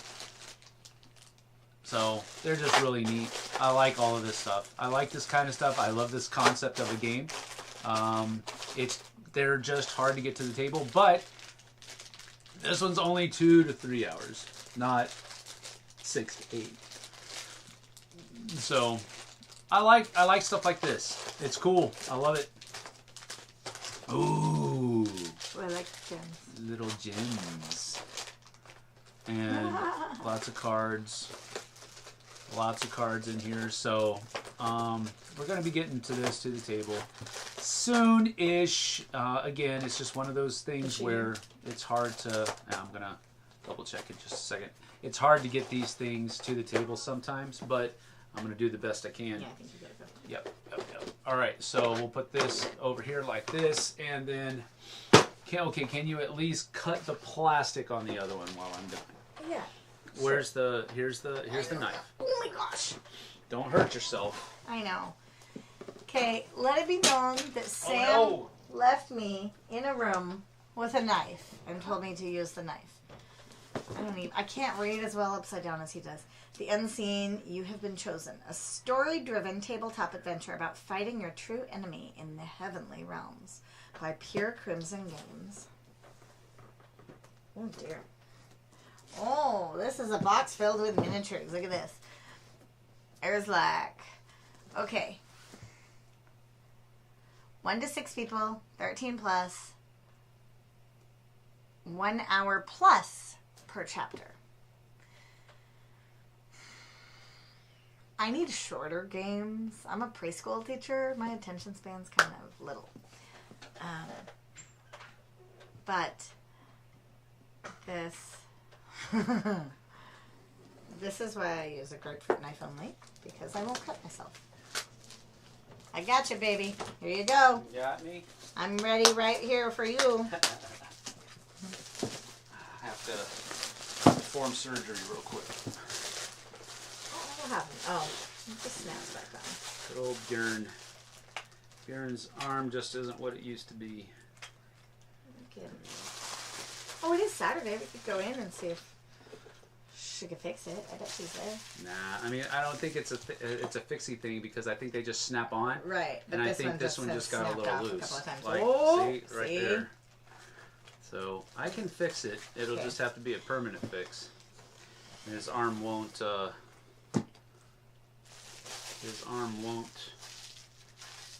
I think it's one of the last markets this week. Maybe we should go. I'd like to. Yeah, we might. No, we have enough to do. We'll put him even on our free Saturday. All right, so this is the Unseen. Okay, so the Unseen, this is a... the designer of this game was referenced to me by Andrew Lowen, the designer of Deliverance, and which is a Christian-themed dungeon crawler. And he said, you need to go contact this guy and look into this game. Okay. And I respect his opinion, so I did. I had a discussion with this guy. We talked through the kind of the background of the game and where it came from. And it actually started by him wanting to make a graphic novel that was Christian themed about, you know, Christians and battling against demonic forces and all that other kind of stuff. And from that, he said, well, I'm just going to make a game out of it.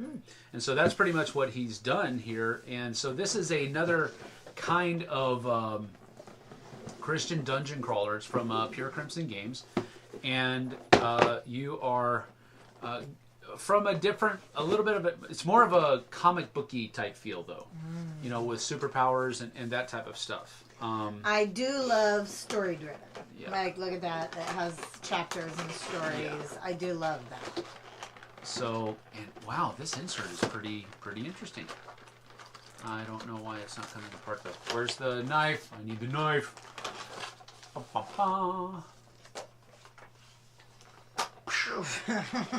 Hey, what are you laughing at? I'm a little nervous when the rules on defeating the darkness are... Well, defeating the darkness ain't easy. I'm not disagreeing with that assessment. I just... There we go. Now, there are a lot of pictures in here. So that... this is pretty intense. This is okay, so here's the board. And some more tiles. But here's the board, and I believe the board is double. Yeah, the board is double-sided. Oh, and it's huge. Yeah, and it's huge. So, push that out. Yeah. There we go. Oh, nice. All right, so this one is kind of the where it's like the testing grounds type of thing, where each of these different chambers will have different types of things that come into it, and you can kind of test yourself and grow yourself as far as the actual fighters are concerned. And then on this side, this is the actual campaign story mode side of the board, where different things will be happening and coming in, and you have different thresholds and doors that you can go through. And I just thought, I mean, the artwork is cool, but it's not Deliverance cool, but it's still cool. You know what I mean? But I like the idea behind this game, and I just haven't had a chance to get it to the table yet. He sent it to me about, I don't know, it's been here for a while. I can't remember exactly how long, but because that's not how my brain works. But it has a lot of neat minis to it and that kind of stuff as well. He sent me another pack of some 3D printed like blingy type stuff, and so that's something that we'll look at later on. But the miniatures are pretty cool. They're not awesome, but they're cool, and they're a lot better than some of the games that I've received in the past. But like, this guy has some pretty cool definition to it. Strider, leave it. So I like it. I like it a lot. But there's a bunch of that's got to be a bad dude. He just has too many tentacles to be a good dude.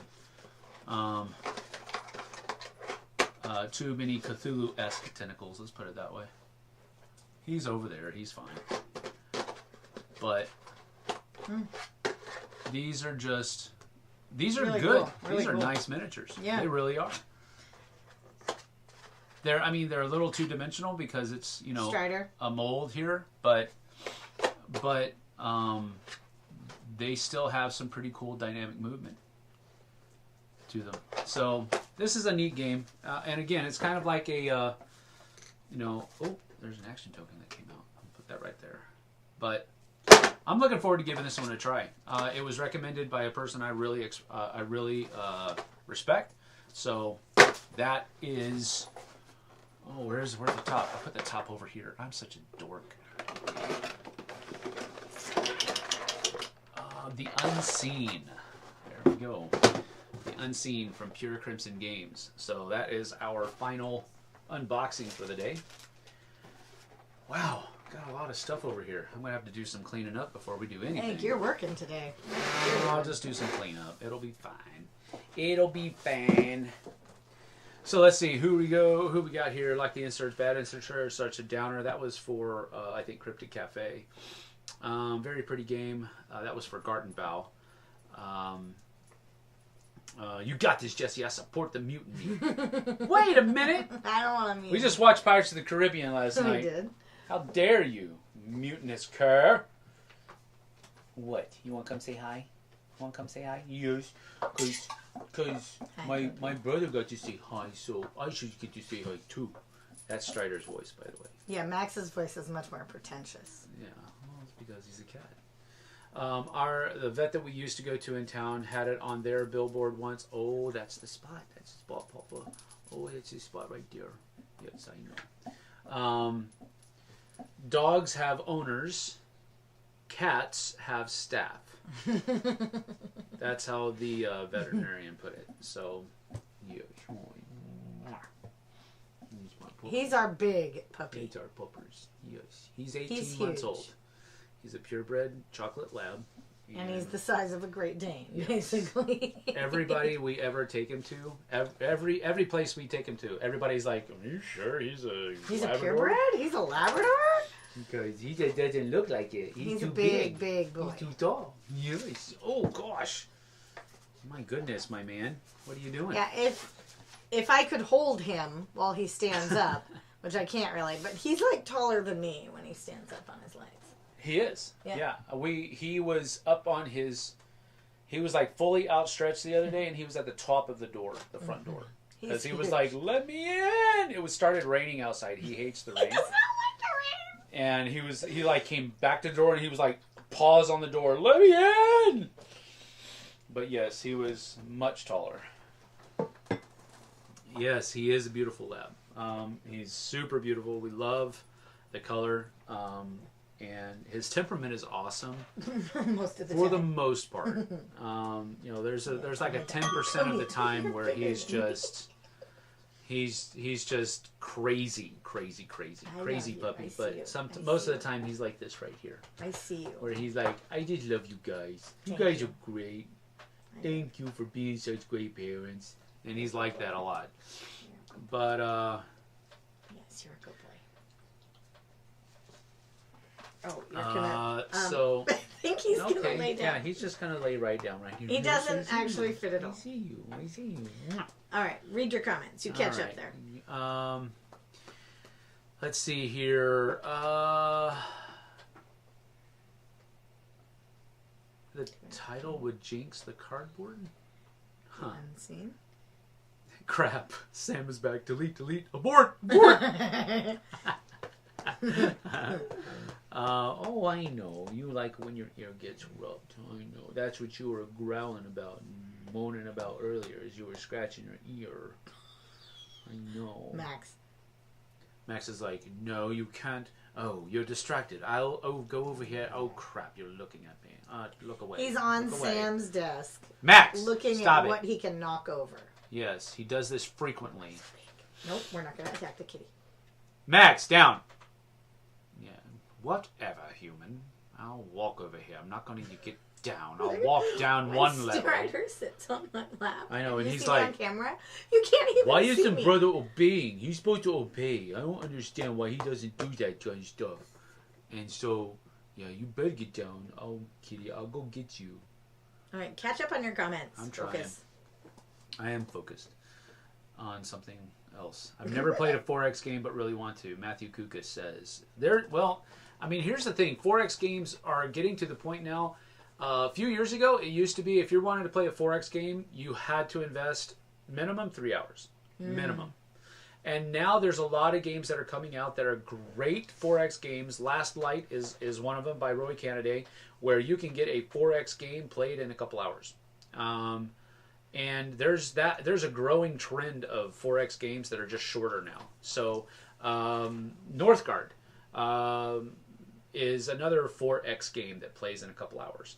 Now, it's not the sink your teeth into it epic kind of thing, but it has all of the different elements that a 4X game has in it. So I like that trend because 4X is a great little scheme, I guess you could say, to build a game around. So there you go. McStab. Okay, oh, a 4X space opera game with an additional solo mode as well. I need to look into that game. Yes, go check it out. The Warp. The Warp. Brian is here. Gaming with ADHD. Hello, Brian. Good to see you. Brian is one of those guys that's going to help me get back into my board gaming, my miniature hobby. Yes. Miniature painting hobby that I usually neglect because he does a cool thing on Friday mornings, and we're going to do it, Brian. We're going to do it at some point in the future. Where this Friday, I'm out. That's a possibility.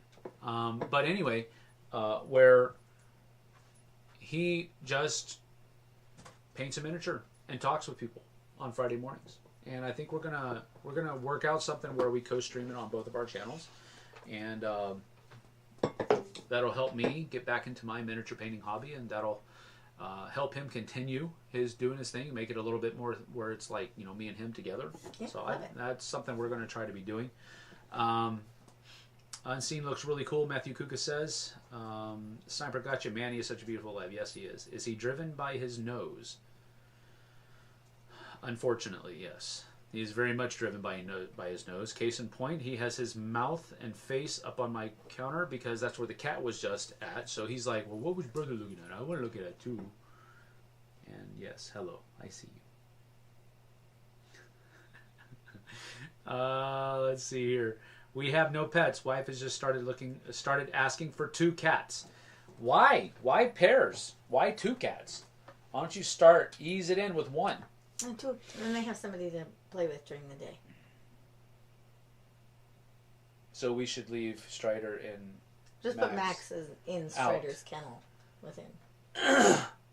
I'm pretty sure we would not have a live cat anymore. No, we would not. And Strider wouldn't know it at all. Strider doesn't have a mean bone in his body. No. But he would absolutely kill Max. He'd like sit on it and have no idea what happened. He's like, he was fine a few minutes ago. I don't know what's going on. He was fine. He's just sleeping now. Yeah, our cat is a big fancy breed of cat and go ahead, expensive. say it. You know it. It's on your tip of your tongue. What is it? He's a Siberian, Neva Masquerade, blue point color.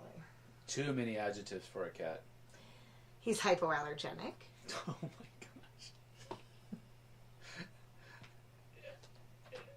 gosh. I feel like we should have, Benson bring us lunch every time you say that. Because it's like, this is not the kind of cat that we are. A Siberian, Neva Masquerade, blue point. That is also hyperallergenic. Hypoallergenic. He's not hyperallergenic. Hypoallergenic. It means, for all of you lesser thans out there, it means that if you can have love on a him cat even if you have a allergy, cat allergy. you probably won't be bothered by his fur and dander. I can prove that he's hypoallergenic. We tested him. My daughter used to have a friend when we lived in Bothell. Her name was Jessie also. And she was super allergic to cats. And she would come into our house with our old cat and within 10 minutes was asking for a Benadryl. And stuffy and puffy. Couldn't breathe. And then we got Max. And Jessie would bury her face in this cat and sit with him like he sits on you. Yes. For hours. And then finally, at 11 o'clock at night, after she'd been there all day, she'd go, I think I'm going to go take a shower. Feeling a little itchy. Yeah. Whereas with Sammy Cat... after hours and hours. Hours and hours. I'm talking 11 hours. Then she'd finally be like, I think I'm a little itchy. But with my other cat, she'd walk in the house and within 10 minutes. Jessie, do you have any Benadryl? And with Max... she's got her face in him. Okay, you have to ask me. You have to help me with this. All right, so read Chris's question. Right. Okay, I will.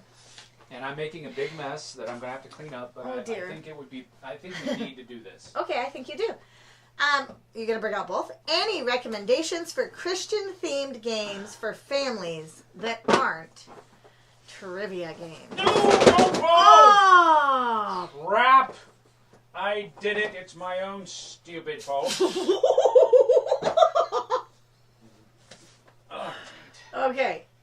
All right, so that one first. That's a good... I don't know that that's a family game, but you asked for it, so I'm going to show you because this is something that I'm kind of passionate about. Christian-themed games used to just be trivia games. Bible trivia games, Bibleopoly, and all that kind of stuff. So... are there some Christian games out there that you can go to? Yes. And so we're going to show them to you. There's those. The one we just showed you, The Unseen, is another one. Okay, so we have The Unseen. We have Jerusalem. That's an I, not a J. Yep. Jerusalem Domini. Domini. Why did they make this different sounds? Anyway, this one was really fun. We actually played this at Dice Tower West. Yes.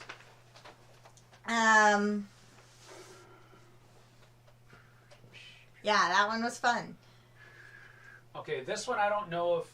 these are ones that you might be able to find. I don't know if you can or not, but I'm going to show them to you anyway. This one is from Inspiration Games, the Ark of the Covenant. It's basically Carcassonne, but you're moving the Ark of the Covenant around. These are games that I haven't played yet, but I wanted to show them to you because these are games that are Christian-themed games that are not trivia. So there you go. Wisdom of Solomon, Solomon's Temple. Wisdom of Solomon. Solomon's Temple. Where is it? Is this one too? No. Meek Heroes? This is a new one. We haven't played this one, right? Meek Heroes is one that Meek I Heroes. just picked up. It just came out. It was just produced. and I picked it up at Grand Con. Ooh, that worked. Here's another one. It's called Commissioned. That is like the OG. Unfortunately, Carrot Games is going to have to be closing their doors, but I still think they have some copies left, so you should go pick that up if you can. They also have an expansion for it called The Call. So there's that as well. That is like a pre-production copy of the expansion, though. That's and then Deliverance. I didn't even show Deliverance. Yeah, Deliverance is in there. Oh! Now I'm making a mess. There are some... Deliverance is one I can't really lift with one hand.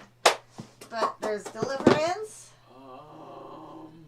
I'm looking. There's one more. I'm not going to be able to get to it, but there's one up here called The Kings of Israel, which is basically like pandemic-esque type things, which is why it's right next to pandemic. But it's the king. It's Old Testament theme games. So hopefully that answered your question. These are all games. If you see them, get them because these are all good games. I think they're okay. They're all games that are Christian themed that are not trivia games. Right. They're all of that. Like I said, I have not played Wisdom of Solomon. I have not played Solomon's Temple. And we have not played Meek Heroes Victory. I have. Oh, you have? I have. I have played this, and this is a fun game. I'm going to teach you how to play it. Okay. This is a fun game as well, and it's deck building, which is why I think you're going to like it. So this is actually a fun game. I have played this one, enjoyed it. Okay, so give them some of your list. Just go over it all. All right, so Heroes Victory. Deliverance is in my top 20 games of all time. Yes, yes. That's a spoiler. No, that one's already come out. That might be a spoiler. Deliverance. Yeah, Deliverance is a great game. Deliverance is a great game. This is, and probably this is the newest one on the list. Well, no, Meek Heroes is a little bit newer, but this just was delivered this year to its backers. Wisdom of Solomon have not played yet, but again, it has good component quality, and it is not a trivia game. Commissioned. This is like Pandemic in reverse. You're not trying to remove cubes from the board. You're trying to populate the board with the spread of the gospel. Nice. Ark of the Covenant is probably a pasted-on theme.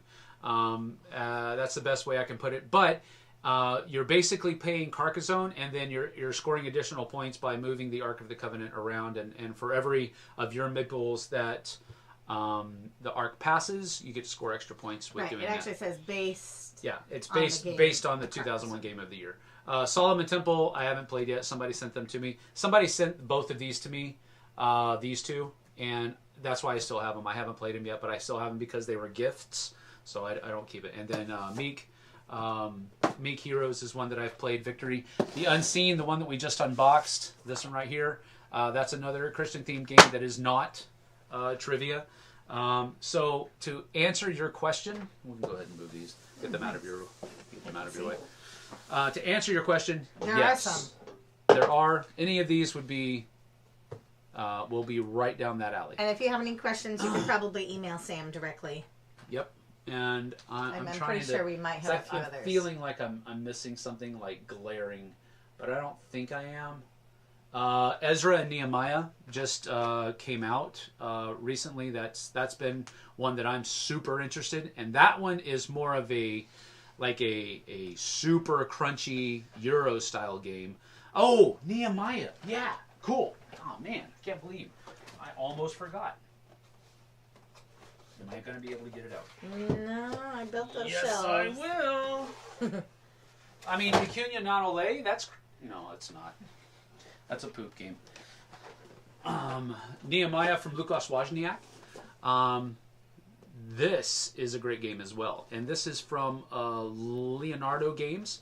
From back in... trying to see the year. I can't remember the year. But this is a while ago. But this is another one. Great game. Lukasz Wozniak is a great designer. And he made a great little worker placement game with this one. You're basically returning from Babylonian captivity, rebuilding the walls of Jerusalem. Oh, cool. And so there you have it. Hopefully that... There's a few. Hopefully that answered your question. Let's see. Can't help but admire every stream how you used every inch of that shelf in the back. Yep, she built it for me, and then I just filled it in. I did. I had very specific Game things. down is right. He did say he was going to make a mess. Yeah, I did make a mess, but I mean, I'll clean it up. I'll clean it up. It'll be all fine. What's that new one at the box at the bottom? That's not a Christian base? No, no, that's Okay. like. I was like, I thought you had another one too. No, I can't. Okay. No, I don't think so.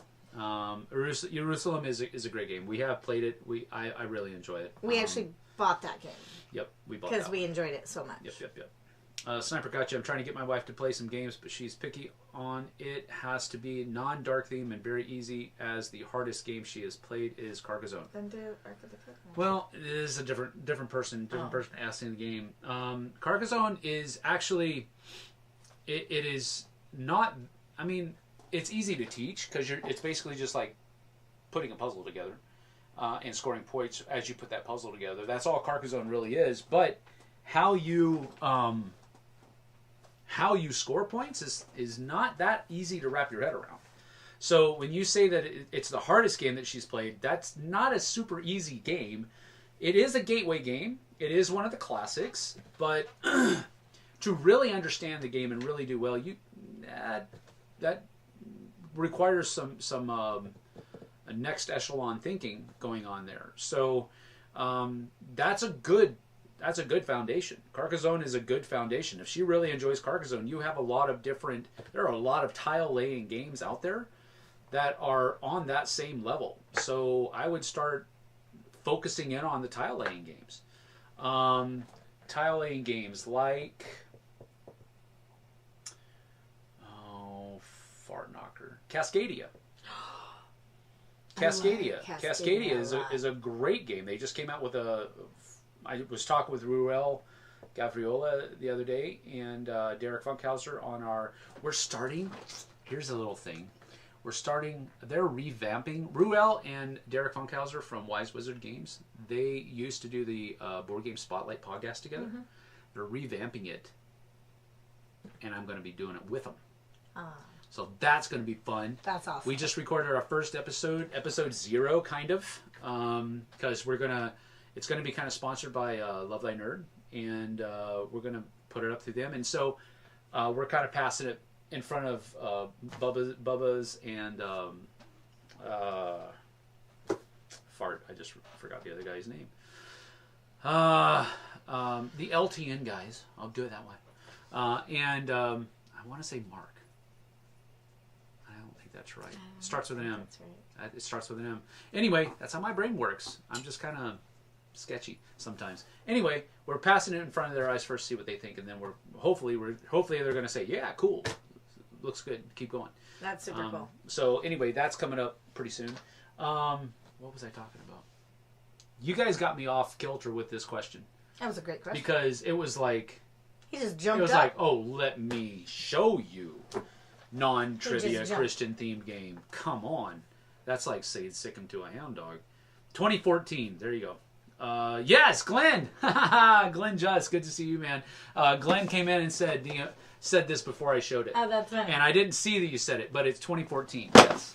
That's cool. That's cool. I'm glad he did that. But yeah, focus on tile laying. That's what Carcassonne is all about. If that's what she really enjoys, I don't know. Well, you didn't say she enjoys it. She said that's the hardest one that she's played. But if that's the level that you're at, you've got there's a lot of tile placement games out there, and you've got a lot of harvests to kind of reap from. I've heard you say Obscurio is basically Mysterium without the dark seance stuff. Yes.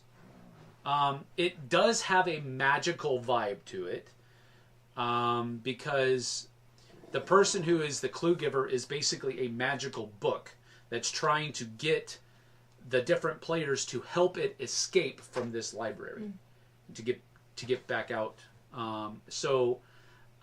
Yes. For me, Obscurio is a Mysterium killer. I don't have a reason to play Mysterium anymore. Now, Mysterium's artwork is slightly better. There's also the avenue that you could use Dixit cards in Mysterium, possibly, because the cards in Mysterium are very Dixit-like. But I enjoy the gameplay of Obscurio much better. And it doesn't have that, seance. We're having a seance and communicating with the dead I don't aspect to it. So, let me say this. Mysterium never bothered me for that. In my opinion, that's one of the themes where I'm like, okay, whatever. How do you play the game?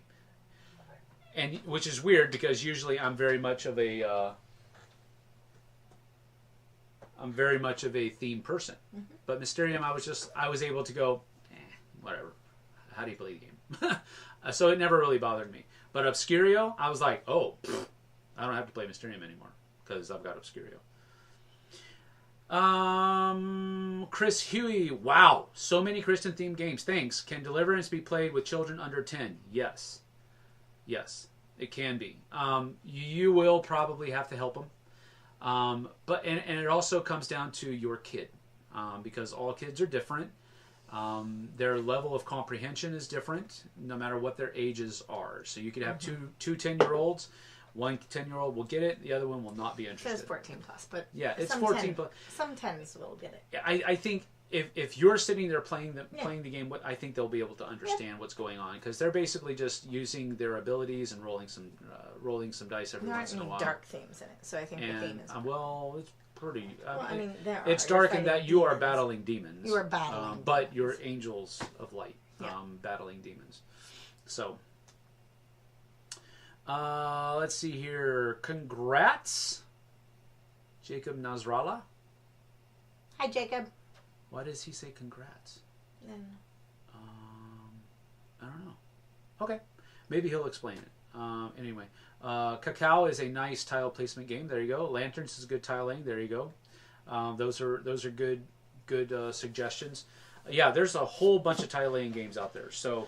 I would, if you have the time, which you probably do, go to Board Game Geek and do an advanced search and just put in tile laying as a expansion, not as expansion, as a mechanism. Do the search and then rank it by years that have come out. If you want to try the new ones first, and they're probably easier to get a hold of if they've been produced. That is, so there's that. But that might get you. Some? Yeah, that might get you some ideas on what you can get your wife to. But again, if she doesn't want to play games, don't make her play games. That's one of the biggest things. I'm sorry we're boring you. Are you okay? On podcast you just told us about. Oh, okay. Oh yeah, that's got it. Thank you. No, I'm super pumped about that. I've always been a fan of both Derek and Ruel, and we're all kind of working with Love Thy Nerd, and Love Thy Nerd is a great bunch of guys as well. So make it all a great thing. Yeah, it's gonna be fun. Alhambra. Yeah, sure. That might be a little too beefy. I would stick to games that are mainly tile placement for right now. And Alhambra is, I guess, mainly tile placement, but it's got a lot of other things going on. I haven't played it in a long time, but from what I remember, Alhambra is pretty juicy. Alhambra is our Sunday school game. We'll play the app on the iPad while listening. Huh. Okay. I always let my wife pick, so that way it's something she's interested in, not me trying to force what I like on her. That's good. That's a good way to do it there, Matthew. Very good, very good. All right, what's going on? Puppy. Oh yeah, Pupper's just sitting there. We should wrap it up, baby. The eclipse was awesome. I didn't get to see it last night. It was with cloudy. Glasses on in San Antonio. Oh. The sun turned into the moon. Oh, so cool. That is cool. I have a friend who's driving down, or is already down as far south as she could get to see the eclipse. Who's that? Lisa from work. Lisa Day. Not the one in my office, but the office manager across the street. Oh, okay. She actually drove somewhere to go see the thing? Yeah. Wow. We don't thanks, get everyone, very much for of a the view up suggestions. there, You but- are welcome, Sniper Gotcha. All right. Well, as the boss has declared, we should get going. We've got other things to do. So we're going to do that. And so that's that. Thanks for joining us today. I appreciate it. We did a lot today. Oh my goodness. We had some great conversation about Good conversations. great questions. We unboxed 4 games.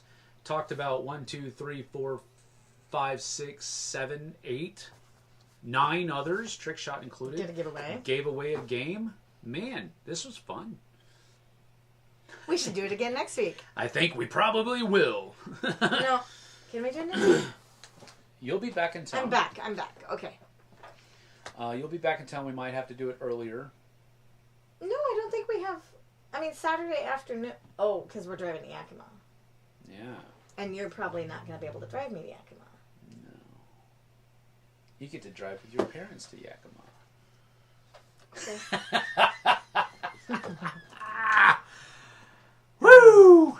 All right. We have some ramped up weeks coming up. Yeah. But Next week is going to be monstrous. next week, we're going to come on Saturday morning, and we're both going to go like this. That was a week. Yeah. I can see I that can happening. guarantee you that's how it's going to start next All right. Saturday. So thank you guys. Thank you again. Can you give a shout out to the Yeah, people? thank you again, Daniel and Sniper Gotcha for Thank the you. extra super chats. Thank I you. appreciate that. We super do appreciate it.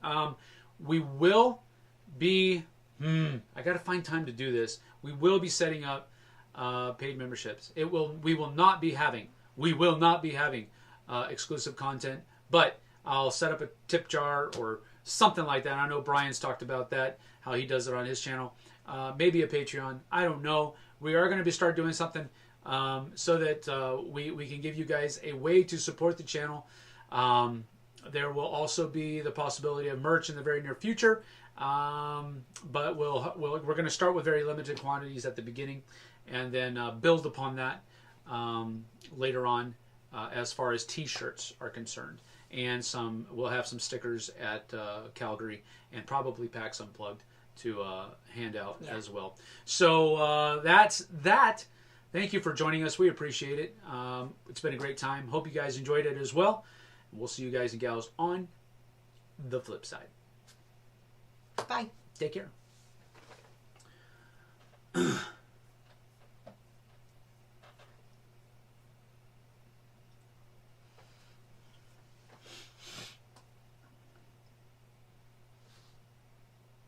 That was a good stream. Yeah, it was.